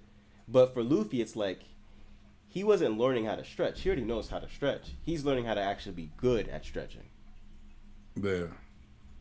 Or maybe he's learning how not to stretch when he doesn't want to stretch. Too. I could imagine. Because that's what happened. Like, because the Shanks was holding him or whatever. Like, he was holding him by the legs to get him to spit out the devil fruit. And then his legs just stretched and he hit the ground. Yeah. Salamander Red said a few things. He said Randy Troy mentions Joy Boy being the Haitian spirit of music. Mm-hmm. I think you said something about that. I think you said something like that. And then he said, "I'm just now realizing how Japanese djembe's attire is." I know that. I kind of realized that when I was watching the episode earlier. Mm-hmm. I think at first I kind of brushed off as being Chinese, but yeah. And then he said, "Jozu's glitter no me, Kizaru's glit no me." It'd probably be the perfect counter. You can't hurt me. Oh you do reflex off me. That's true. Or don't somebody have like a mirror devil fruit? What's her name? The Katakuri's lady. I forget her name. Miss Charlotte. Yeah. We'll just say that. Miss Charlotte. Everybody's Miss Charlotte in that family. She's a witch. Yeah, she should be able to like reflect Kizaru stuff as well. Oh, Brûlé. Best girl. Yeah, Brûlé. Yeah, man. So if I would say as far as Kizaru, there's probably like maybe 4 people who could counter his ability. I would say Jozu maybe, Blackbeard, adding one, Fujitaro possibly. I didn't think about him, and maybe Brûlé because she could probably just reflect his, you know. Yeah. Okay, well, it was a pleasure. Thank you so much for inviting me. It's my first stream. I'm glad I was able to do it. Man. Something else you're helping me out. Yeah. I look forward to doing this again. I'll definitely come to you, ask a few things. I'll be more equipped. Yeah, me, I'm probably chop some of these down to make smaller videos because 3 hours is a lot. Yeah. For somebody that wants to just watch. So I'm probably just chop them down into segments and definitely publish them. But yeah, I appreciate you. I appreciate doing this collaboration stream. I enjoyed it. I always like to get good. I didn't think it was gonna be 3 hours, but hey, whatever. You know, I never get tired of talking One Piece. So I haven't made a video in like so long. I just had so much to catch up on too. Yeah. So, but yeah, if you come in from my stream, make sure you hit that like button. Subscribe if you haven't already. Hit the bell for notifications. I do these One Piece streams, the discussion about the chapter every Sunday at 4 p.m. Central Time. You know, if y'all interested. I think we're coming back from break next week, so we will be doing chapter, was it like 1019? I want to say is the next chapter. Yeah, I think 1019. Yeah, definitely let me know how you like having Elijah on. I'm gonna definitely have him on some more. You know, whenever he's available. I definitely want to do more of these collaboration streams. I might open up another day of the week to just have just random discussions or whatever. But yeah, anyway. And if you come from my stream, make sure you go to his channel, hit that like button, of course, and subscribe to him. He makes great theory videos, very in-depth videos. And I'll let you take it. I'll let you close it out with your people. Yeah, I'm just grateful for whoever came through. Salamander Red, DJ Red Comment, and oh yeah, shout out to Salamander Red, man. He had, bro, like you got some good ideas and theories. I like it. I appreciate your input. You come through again, and you know, Shawn is no stranger to these because he would have discussions with multiple people. So anybody who would want to join in, you know, just let me or him know, and we can work something out. I like it when it's discussion, even more people. I mean, it can get hectic, but all those ideas in one space, it's really fun to be a part of. So yeah. And hey, I got a Discord.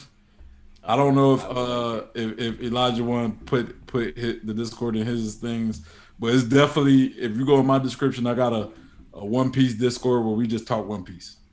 You know. And I also got, if you on Facebook, there's a Facebook group. You can be part of that. That's also in my description. So yeah, feel free, man. I really want to build a solid One Piece community of people who just likes talking about One Piece theories and deep topics, deep discussions, not just like memes, funny memes that yeah, you know. Cool. I try to bring some good theories to the Reddit. Sometimes it's hit, sometimes it's missed. Yeah, but yeah, that's all I got. Yeah, I am. But that's all I got from my channel. Yes, thank you so much. I'll be sure to definitely do another one of these again. So look forward to that, anybody. And yes, reach out. And I will be putting the link to the Discord in the description. Thank you so much. All right. Signing out. All right, y'all.